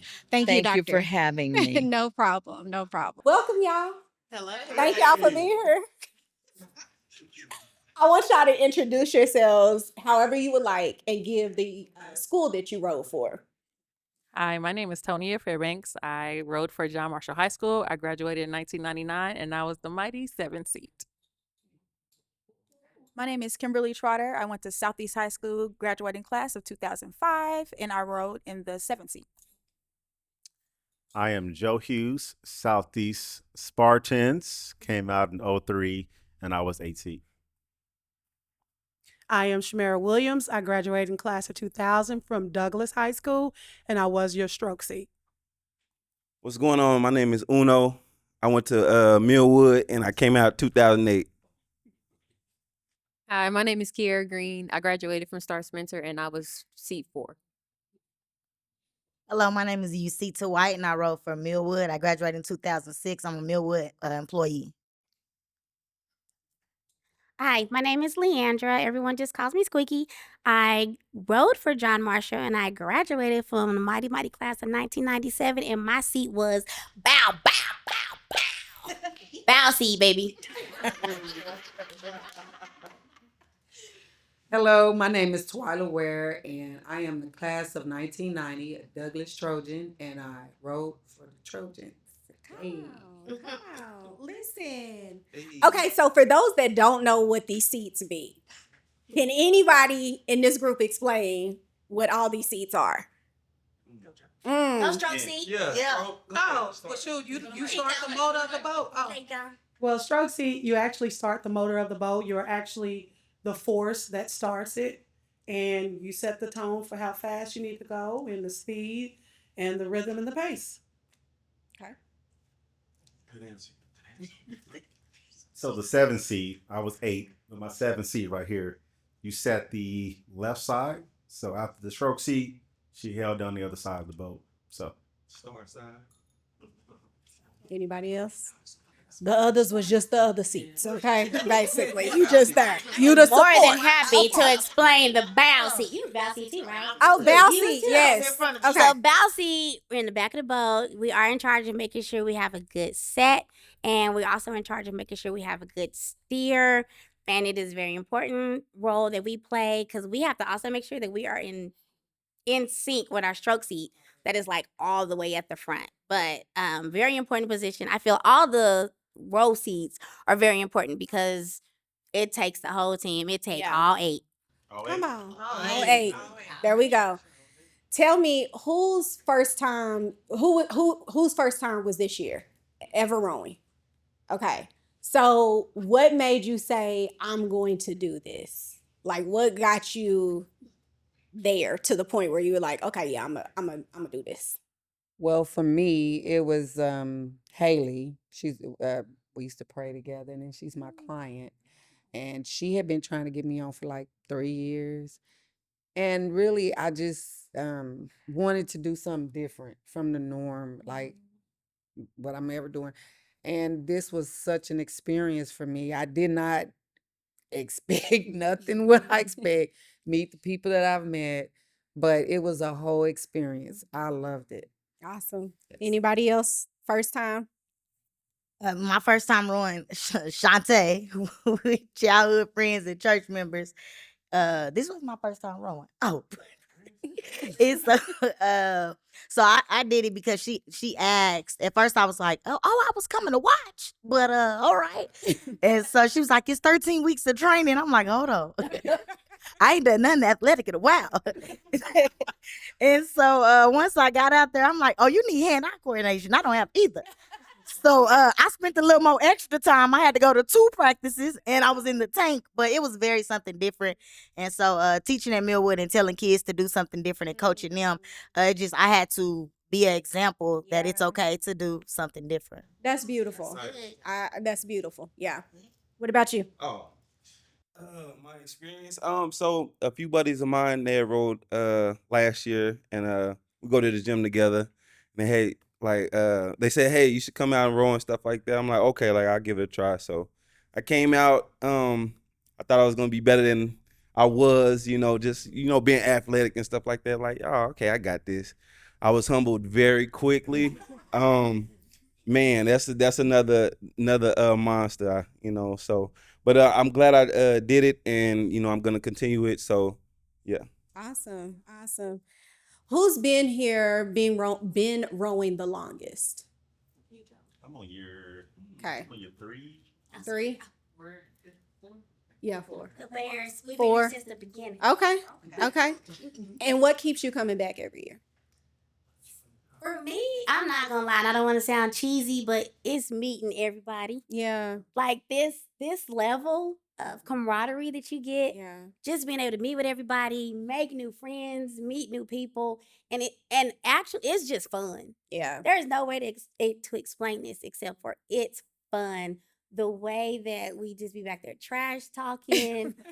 But at the end of the day, we're also still congratulating each other. I mean, I went horse cheering on the Trojans because I was like, wait a minute, what? Yeah. So the whole experience, it's exciting. And so you know how the superstars are about the Met Gala, and when they come around, they clear their schedule. Yeah. When it's rowing season, I'm clearing that schedule out. Like, like it's I mean, rowing season.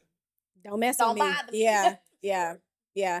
That's awesome. What I hear is just the community in it all. And I rowed year 2.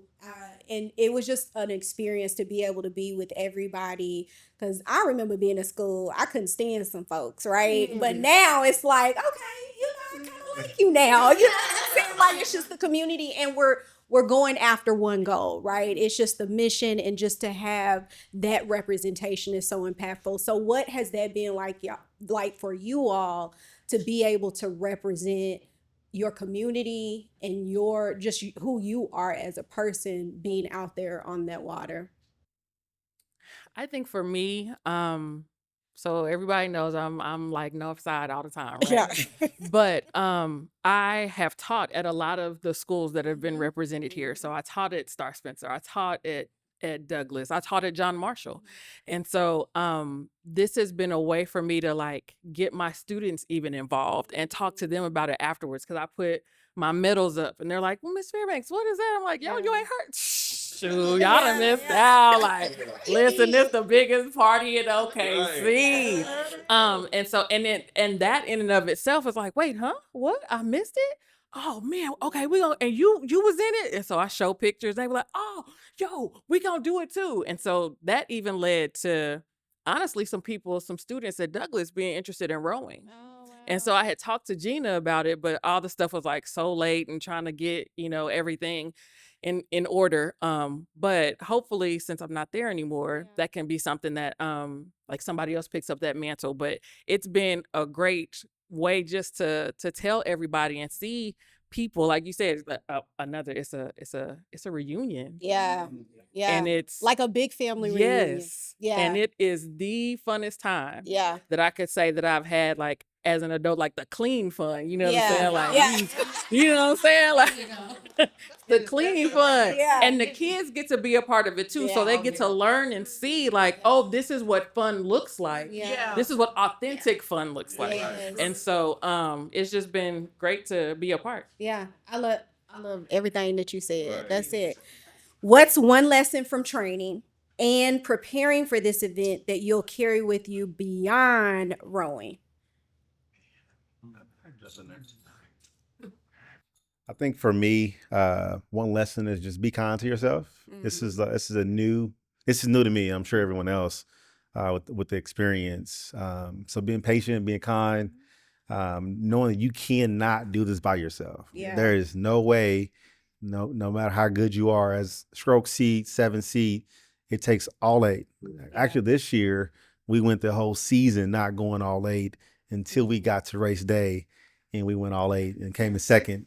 I was surprised. I kid you not, I came in thinking we'll do okay, but not second place. Yeah. Because we just been practicing all season, hadn't been able to get all 8 in, and to do that, it was rewarding, and I can't wait to do it again next year.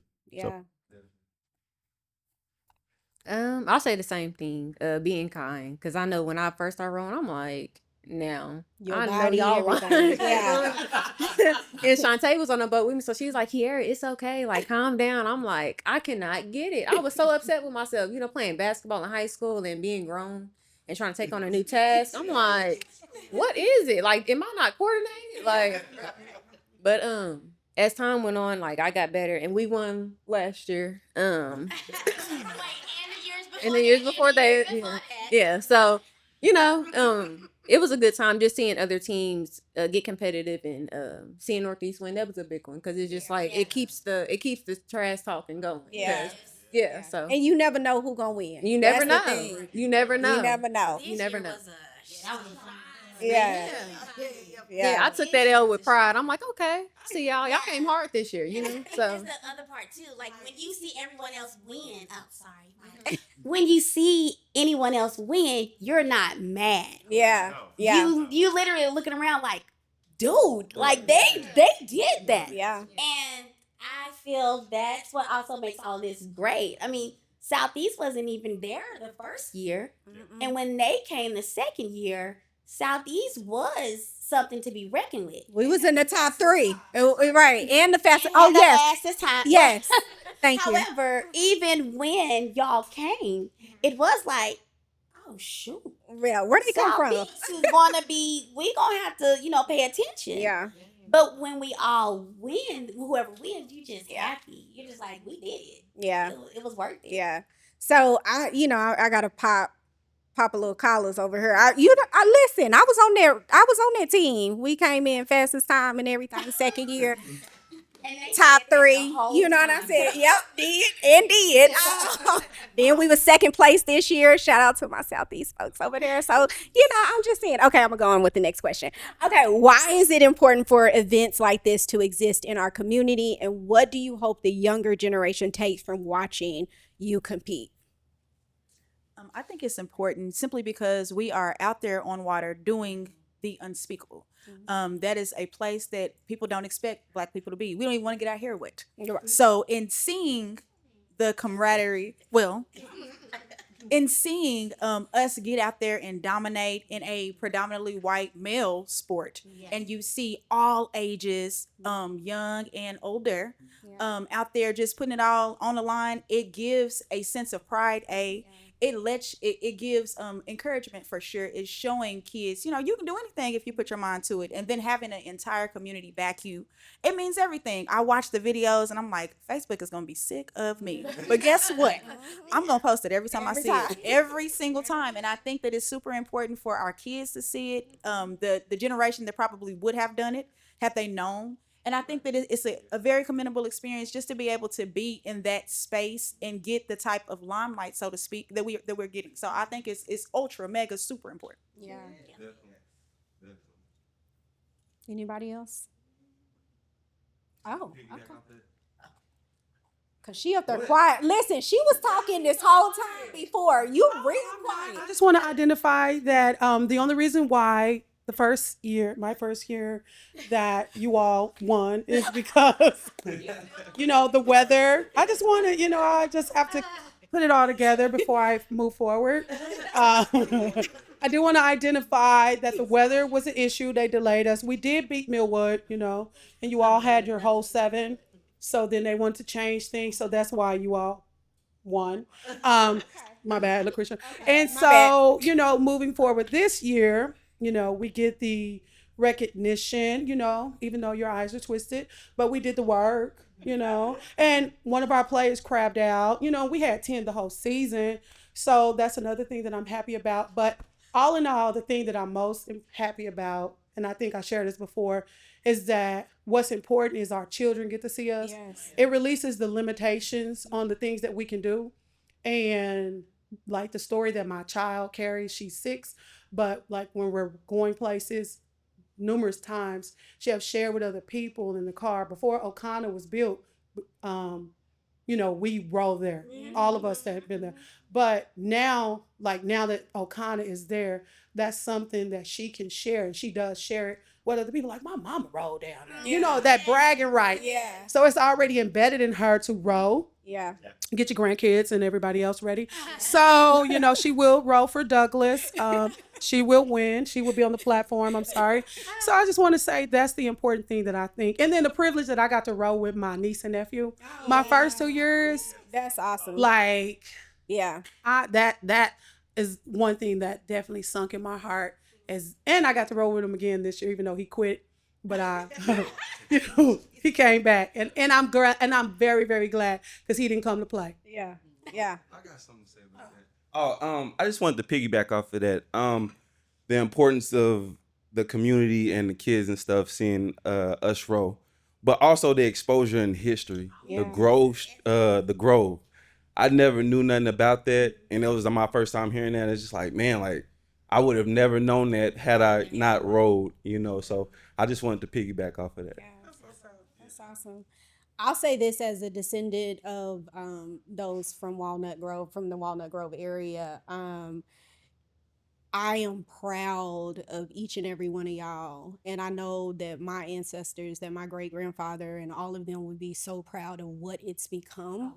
And seeing this happening, although it was, a very traumatic situation, I do believe that this would bring some type of pride and they would feel so much better knowing that this is happening. So when I see what's going on and what y'all are doing and what y'all are committed to in the work, the 13 weeks, that's a lot of work. That's a lot of sacrifice, right? And so you're taking time away from your family. You're taking time away from, a lot of other things that you could be doing. And so I commend each and every one of y'all for staying dedicated and for doing this. And for those that it is your first time, continue to do it, right? Continue to do it. Yeah. I was trying to figure out how did they do 13 and I did 22? Oh, I think you counted the last year too. No, we started in April. March, that is true. April, May, June. Oh, that's why you said 13, right? So April through August, right? You have to have the mandatory 13 weeks. So I literally started. Okay, you're right. Like week 14. She gonna point it out. This is what you gained. This is what you gained. You see what I'm saying? You gonna be the one to point it out. But I doubled my time because I came twice a week when everybody. That's true. That's true. That's true. That's true. You right up. You right. I needed it.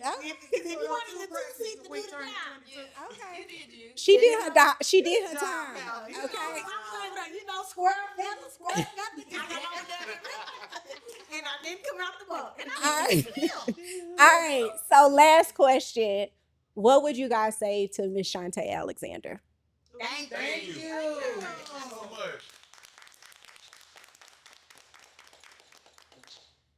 I told Shawntay this, I think last year. She saved my life. The October before, I was pregnant, I had my daughter, she died 3 days later. And as a teacher, I still had stuff that I had to do, so I couldn't think about it. That summer, I was like, I'm just at home, and I'm sitting. And that's all that was running through my mind. I don't have my child, my one and only child. I don't have her. And I see on Facebook, Ron Jordan was like, hey, Bears, it's a rowing competition. We need some people. Our team, like, we not gonna make a team. Like, we got to show up. And so something was like, do it. Because otherwise, you may not be here for the next school year. And so I went. And that's why I've shown up every year. So even this year when I couldn't come, I was like, Shawntay, whatever you need me to do. Yeah. If there are other people that fall out, I got you. I might not be the best on the team because I used to be like, yo, y'all can't none of y'all beat me. But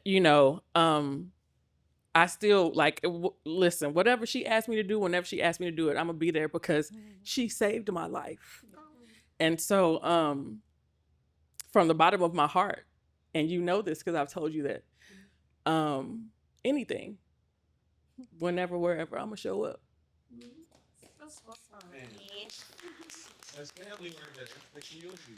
Listen, I'm gonna say this, and I said this to her when we had our moment.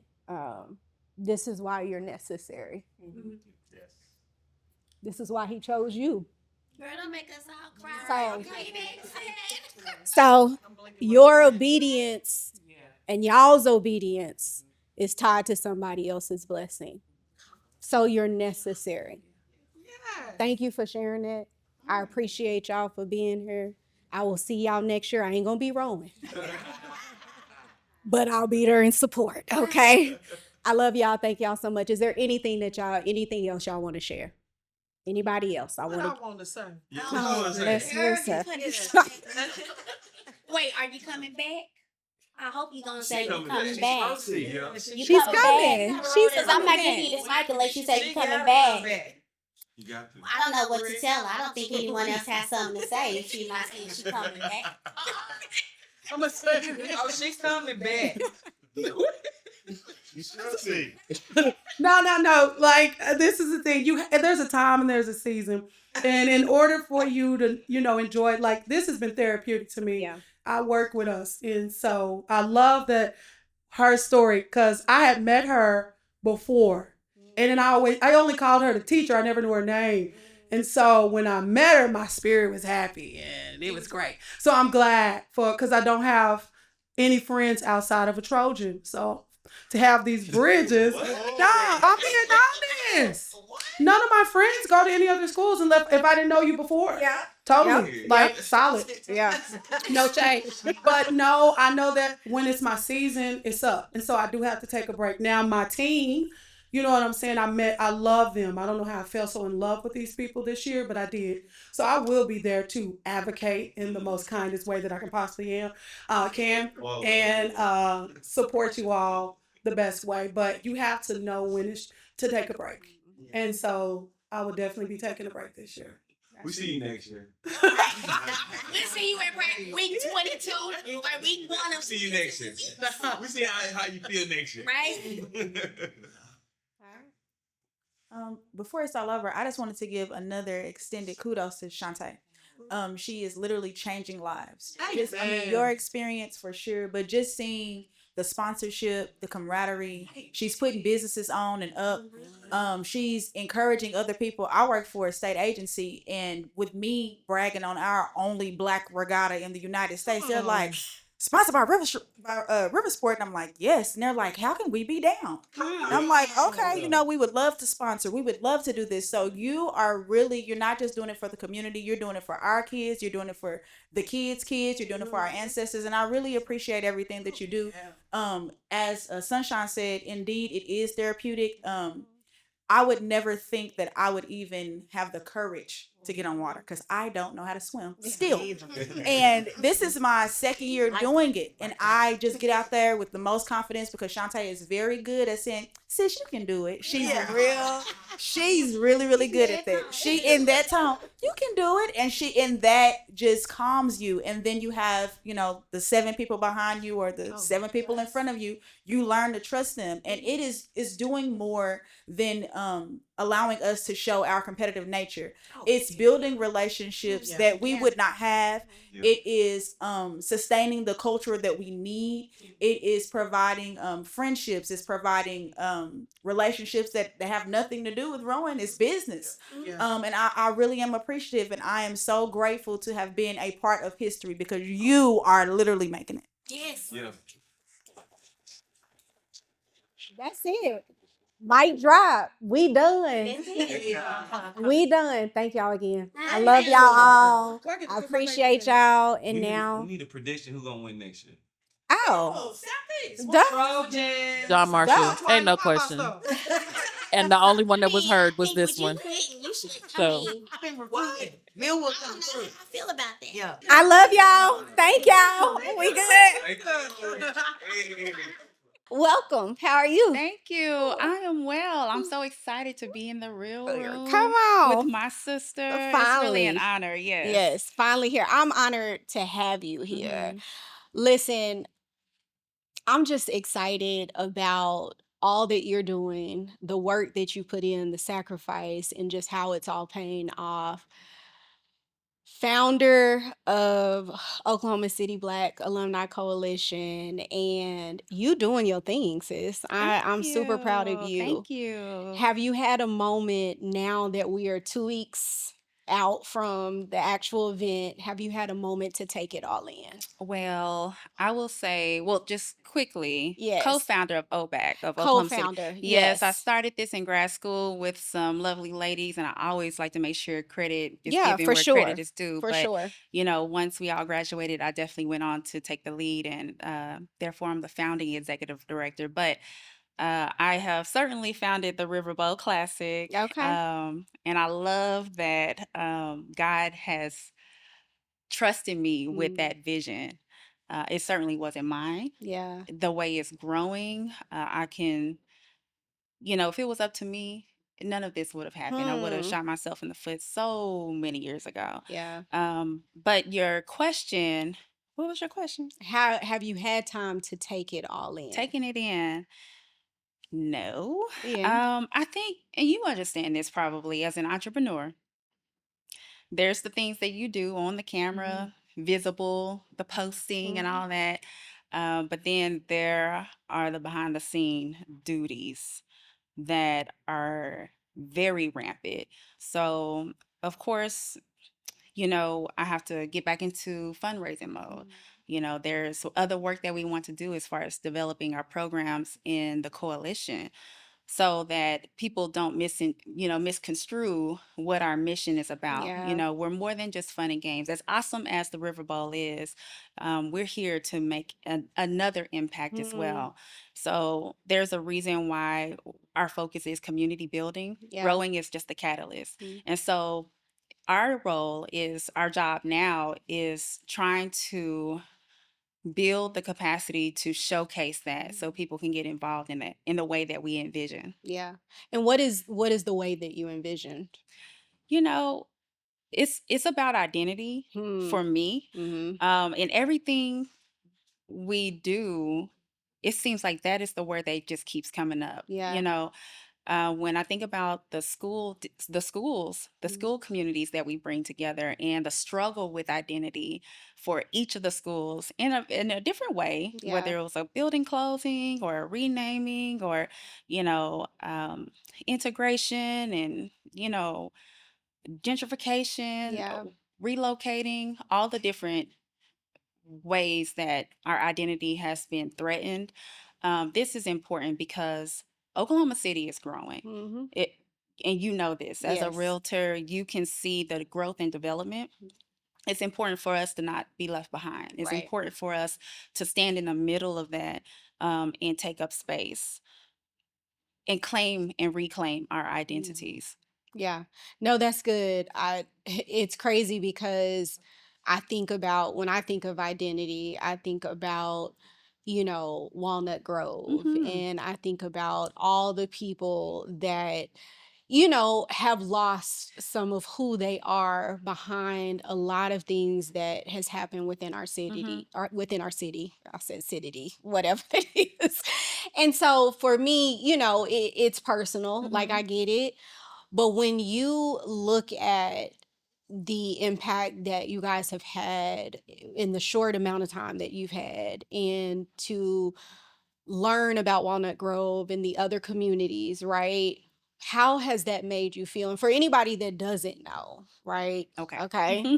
Let's break it down. Because for you and them. I've been on that journey for We've years. been, yes, So yes. we do need to explain We that. need to explain that. So I guess I rode year 2, I guess it was. Was it year 2? Year Yes. 3. Okay, year 2. It's 2. It's all done went by so fast. So I rode year 2. Mhm. That's when I believe you found out really about Walnut Grove from a post that I had made. Or That was when I knew about Walnut Grove, okay. but when I saw your post, Mhm. it just lit a fire in me because I saw it as an opportunity Mhm. having descendants on that Yeah. water with me, that having that very unique journey. I had to bring you in. Yeah. There was no way I would allow, as the leader of this organization, that opportunity to pass us Mm. by. Just as well, let me not say this, but I wanted to make sure that we do the right thing Yeah. as far as if we know something, we're going to do better. Right. We're going to say something. We're going to educate.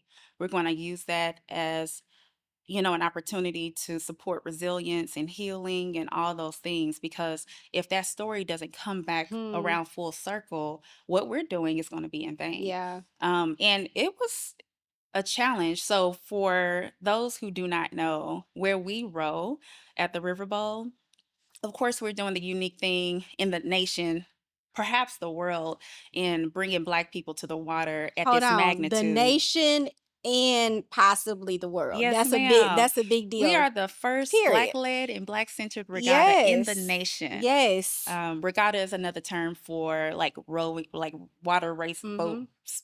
racing events. And so, you know, stumbling upon that work, because like I said, initially it was about let's get people together. Mhm. At the time it was COVID.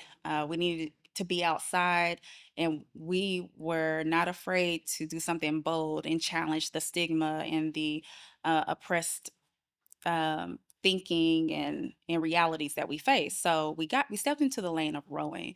But while there, knowing the history of eminent domain, Mhm. redlining, and urban renewal that took place, we had to make sure that we do the community a service and show what leadership looks like. It certainly wasn't the objective starting, Right. right? Right. And so it was like a little derail, but it's been a beautiful Oh derail. man. It's been and thank you, Yeah. because Cree, after you made that post, it was nothing. When Yeah. you hopped on, I called you and you were like, yeah, let's do it. Yeah. It was important for me because and I think we've talked about this being the leaders in the way that we are, especially for our families. And I had family that from both sides, my father's side and, well, let me take that back, my father's maternal side and paternal side. So my paternal great or maternal great grandmother and great grandfather lived and owned property in Walnut Grove. And my grandpa, who just passed away, Cleo Fields, Hmm. he had Rest in property peace. as well as a lot of my other family with Shay Yeah. and cousins that lived in that area. So all I knew was that's where we go. Like that's family, right? And so in the late, and it's gonna sound so old, but late 1990s, Hmm. right? Early 2000s, our families were having to go through people coming in and literally trying to buy them out for pennies, buy them out of their homes because the Riversport OKC was coming. Hmm. And the And highway, part in of the the highway, highway that yes, ODOT in the was highway. building. Hmm. And so the last part of my great grandmother's life, that's when we kind of started dealing with that. And so she passed in the home. And then the last part of my great grandfather's life, that's what he was fighting was that. And then he ended up being forced out due to eminent domain. There's a lot of other stuff that goes behind that, but it was a very sensitive subject. And like we talked about it, we weren't able, some of our family is still not able to go over there just because of the hurt and pain and the trauma that was caused behind that. And so For I just want sure. to publicly thank you for the work and your efforts of making sure that Walnut Grove got recognized in the way that it did, and to have the dedication this year that was big. I'm not gonna start crying. Y'all not gonna get me. I'm not gonna do it. Don't do it because it's contagious. I I'm know, a I know, baby no. too. That meant a lot, and for me, for it to happen, you know, right after my grandpa passed, Yes. like Mhm. that meant a lot for me. So I just want to thank you Mhm. publicly just for your efforts and everything that you're doing and just all that y'all are doing with the Riverboat Classic. Like, that's Thank big. And you. we need that for Thank sure. you. We Thank need that. Our you. community needs that. So, And it was so it's valuable for the community to be yeah. aware of what Walnut Grove was, Yeah. you know, and the impact that it had on our communities.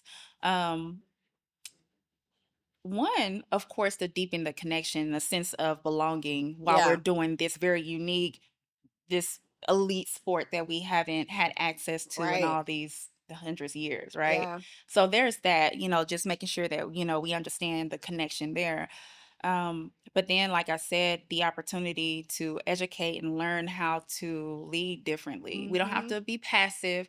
And certainly it has been a challenge. You know, I kind of tread a thin You line, do. you know, and I know you're in the rooms with me, and I'm like, You gotta play both hats. yeah, I'm like, okay, trying to make sure we move forward, right? Yes. And so it's challenged me as a leader for sure, Yeah. as an individual, spiritually. But I'm grateful to God that, and that I have he's instilled in me this courage to move forward. And then of Yeah. course I have support like you, Yeah. my mom who holds it Yeah. down, and Come on, just the mama. community. Yeah. But for those of you who do not know, Walnut Grove was a historic Black neighborhood that sits in the footprint of where Riversport Mm. OKC is today. Um, which is the venue that the Olympics is coming to in just a few Yes. years. So, not only was it a historic Black neighborhood, but the grounds were paved before statehood. So Mm. there's rich history, and in the process of doing community building over the last few years, I even stumbled upon my own connection Mm-hmm. to that area, and to me that speaks to how real erasure is, Mm-hmm.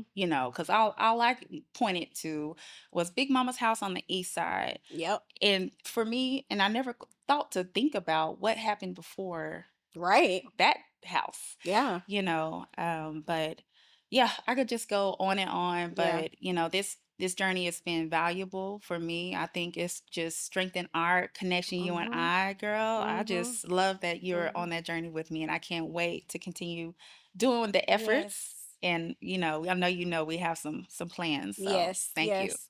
Proud of you. Okay, we can stay there all day. We got to get through these questions. Okay.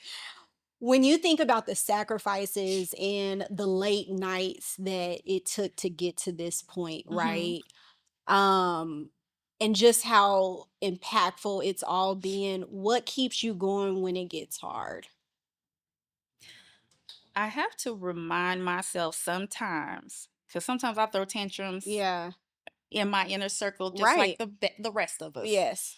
But I have to remember that it's not about me. Hmm.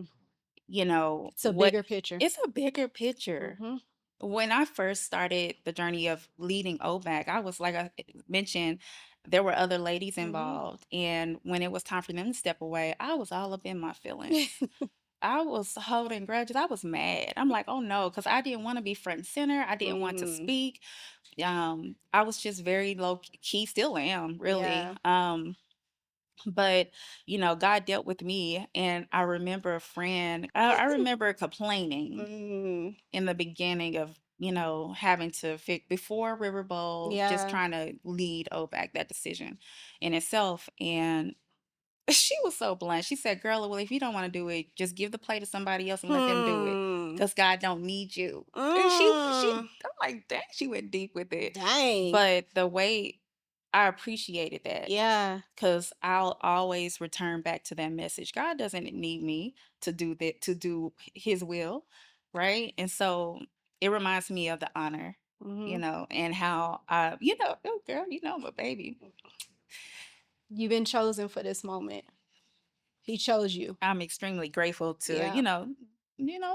do what He sees fit, for however long that is. Yeah. And, I think the message for everyone is to understand that don't let it be about yourself, because when you do that, you stifle Yeah. the goal, the mission, um, the the experience from other people and the people who were supposed to benefit from that or step on that and, just stand on that with that effort that you're supposed to put into the Yeah. world.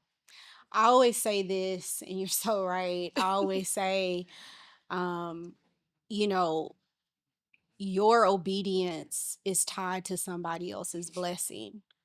And so, no, God don't need us. He could very well do it on his own, or he could choose somebody else to do it, That right? part, that But part. in this moment, he chose you and he's giving you the opportunity. And so, what are you going to do with this opportunity? Are you going to allow this moment to glorify him and for his purpose to be fulfilled through you?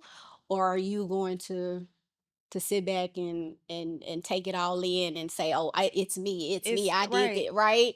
And trust me, it's better his way. Cause like I That said, part. when I first, you know, like bit the bullet, if you Mhm. will, and said, okay, I'm gonna do this, I wasn't thinking about, breaking barriers and Mm. on a national level and what this could mean. Girl. I couldn't see the little kids' faces, Yeah. those youngins when they're on that Baby. water, Oh my or even God. the adults. Yeah. The adults, we just kind of just go into our inner child when we get out there and do Yeah. our thing. So I didn't have that vision. Yeah. It wasn't really important, and I think that's a lesson for us all to just take the step. You don't have to know what's 10 steps or a Mhm. year in advance, just do the one Do thing. the one thing. Mhm. Do the one thing. That's beautiful. You built a platform, of course, with the help of others, right? It doesn't just showcase sport, but it exposes our communities to something different, something many never could imagine doing. How does it feel to know that you're not just hosting an event, but you're planting seeds for generations to come? It feels impressionable. Hmm. Cause listen, one day I gotta check on up out of here. Yeah.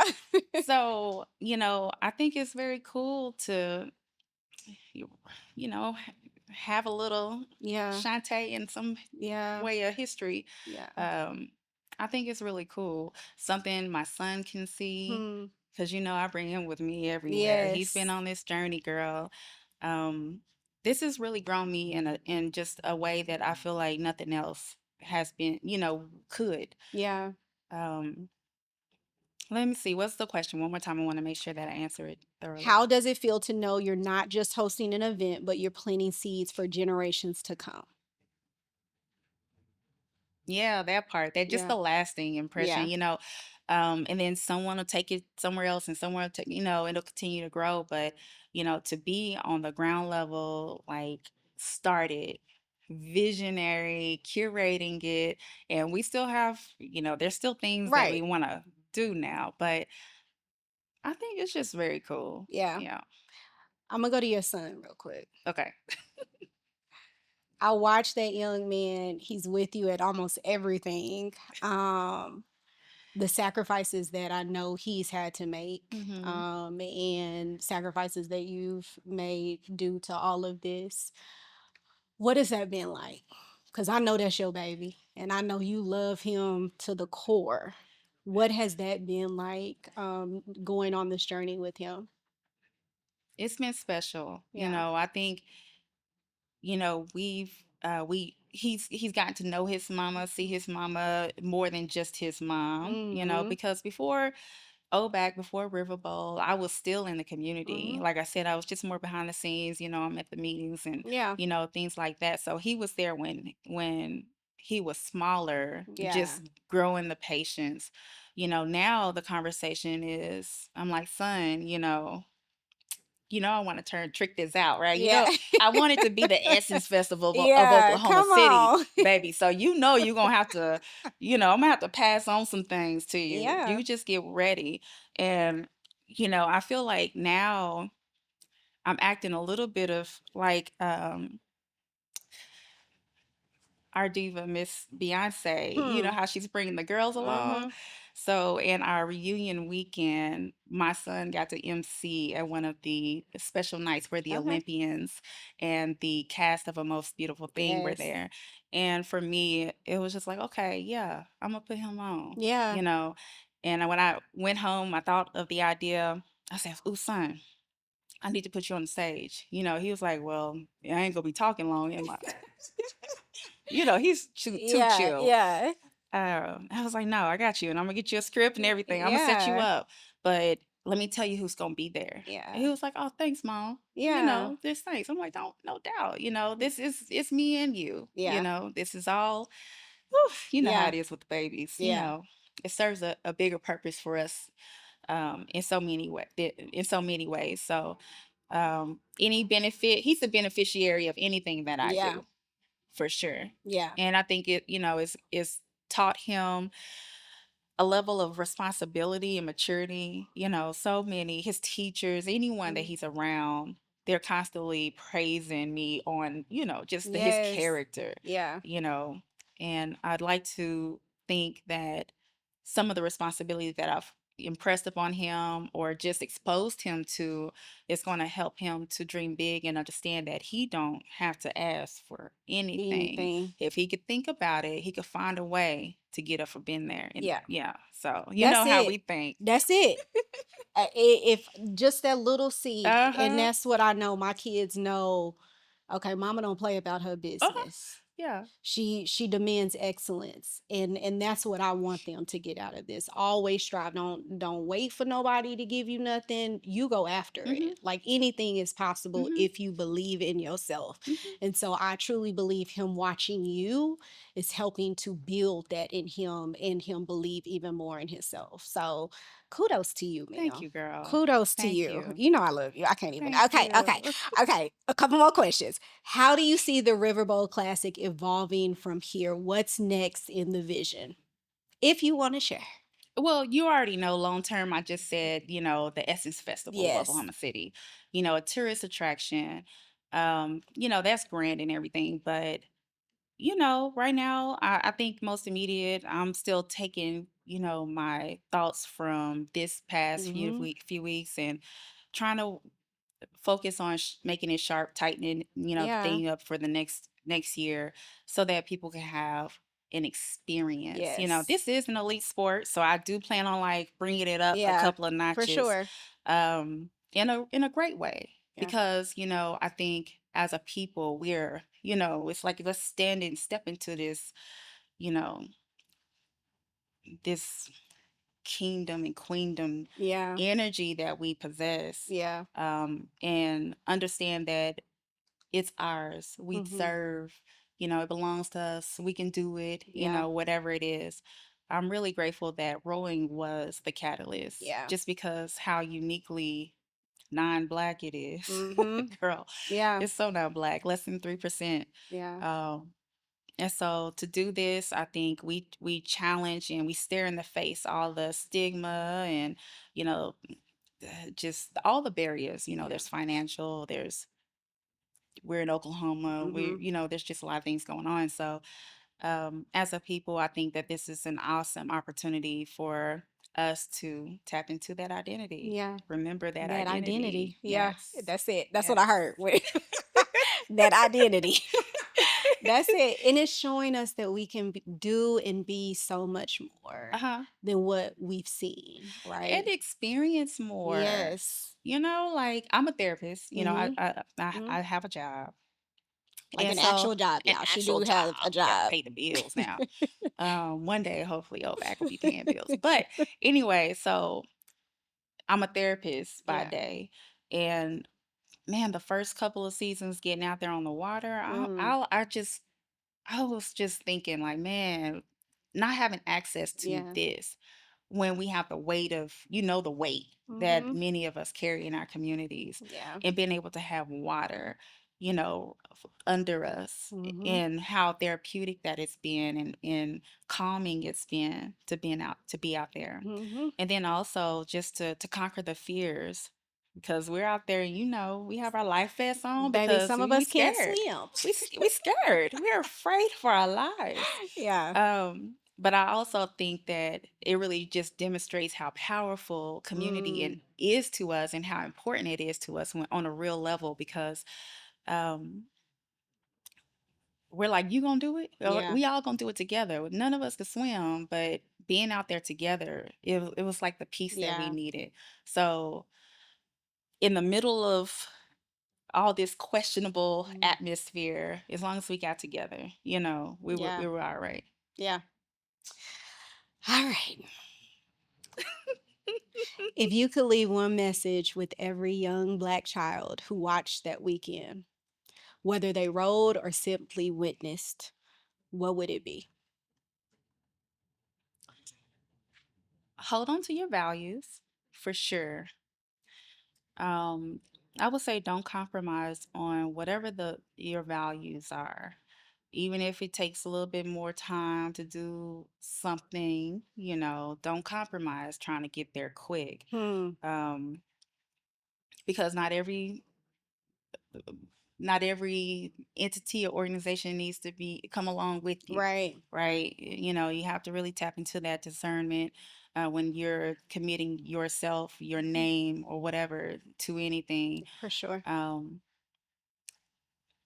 Your values will help keep you in check when it's frustrating, Mhm. because I can't get out there on social media Yeah. You and just can't. get the cursing out somebody, or giving up publicly, Yeah. visibly, and things like that. Because I've kind of had to step into this role model. I Mhm. don't know what to call it, Mhm. really. Leader, role Leader model. role. Yeah. Yeah. Um, what else would I say to the youngins? Imagine Hmm. whatever, because if you can, I remember Mr. Sherman. He was a firefighter. I loved him. He was from my neighborhood. But anyway, so I remember he said, if you could dream it, you can achieve it. We've heard Mhm. that. And Yes. you know how those sayings when you're young come Yes. and they just come into play as an Yes. adult. I Yes. know it's cliche, but if you can dream it, You can you can achieve it. achieve it. Yeah. So don't doubt yourself if the thing seems impossible. Mhm. You know, even in my frustrations, I'm like, well, I got to pay the bills, but Mhm. I have to remember God will provide, Yes, he and will. He continues to show me Him providing.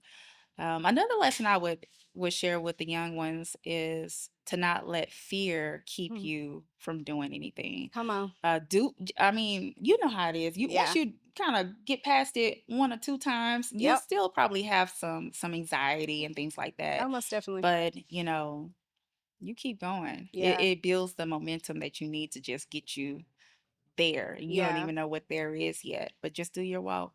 Um, there's just so many lessons. Um, I'll leave it at that. Okay. I'll leave it at that. So, closing up, Hmm. what does Shawntay Alexander want to say? What does she hope for herself? Girl. I know, but you listen, you always thinking about everybody else. What do you want for yourself? I just want to keep on listening to the Lord. Even Yeah. if he says, girl, you know what? Let Creed take it from there. And now You listen, know, I don't know he gonna say that now. he'll say, No, I'll Lord. just say, yeah, just continue to be obedient because I remember how I got here. Yeah.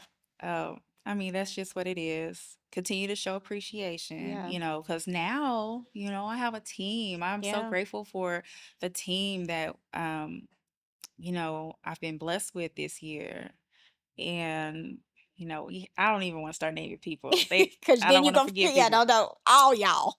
All y'all. Um, but I was having at the planning committee appreciation dinner last week, and one of them was like, it's feeling like it's my baby too. Like, Mm, it is. yeah. You've been here since day one. It's Yeah. yours. This doesn't belong to me. Yeah. It doesn't belong to me. And I think if I just keep that posture, Yeah. I'll be all right. That's it. I'll be all right. That's it. Hmm. That's it. Listen, I am, and I cannot say it enough. I am so proud of the woman you are, the woman you're becoming. We've known each other for, I guess it's been like 3 years now. Oh, when did 3 you years, cross? 22, spring That's when 22. you crossed? Okay. Yeah, 3 That's my years. sorrow, y'all. Yeah. Yeah. So, like, And I've just watched you, and I'm Shawntay, when I say I'm proud of you, not only do you have my best friend's name, my sister, right? But Miss Shawntay. listen, I'm super proud of you, and I just want to tell you this. When it's hard, when you want to give up, keep going. Thank you. Thank you. They And need you. I know you know a thing or two. Listen, they need you. Yeah, thank you. They need you. And we had a talk on the water, and I say on the water, but a couple weeks ago before the event. And I know what you go through. I've been there. I'd go through it in my own life, right? But I just want you to know to keep going until Thank God you. says otherwise. Likewise. You know, I think of when we were out there actually Mhm. walking the river, walking alongside the river, making the plans or whatever. When you left, I was just like, man, I wonder what we gonna be doing in 5, maybe 10 years, And I'm just as excited about your journey. I love your hustle, girl. I'm like, if this woman, what kind of energy does she have? God. You'll post and you'll post and post.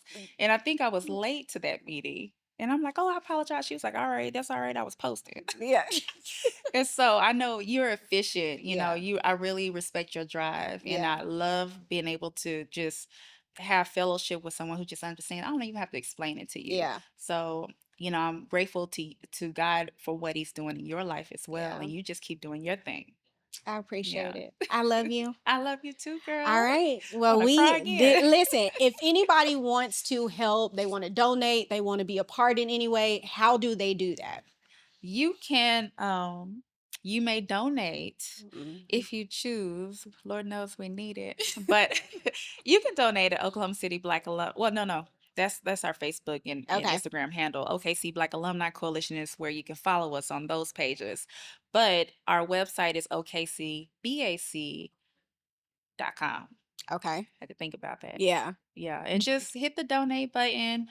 We are a nonprofit organization, so it's tax Free. free. Yeah. Yeah. That thing. Yeah. Yeah. Yes. Thank you for making sure I said that. I thank you for the honor of being able to be there live. I thank you for the honor of being able to do this. And I look forward to many, many more and just growing and with you along the way. So I love you. I appreciate you. And to the Real Room fam out there, listen, anything is possible. If you can dream it, you can achieve it. Amen. And Shawntay is living example of being given a vision, and going after what God has told you to do and being obedient to the vision that has been given. Again, if you can dream it, you can achieve it. Until next time, see you in the Real Room.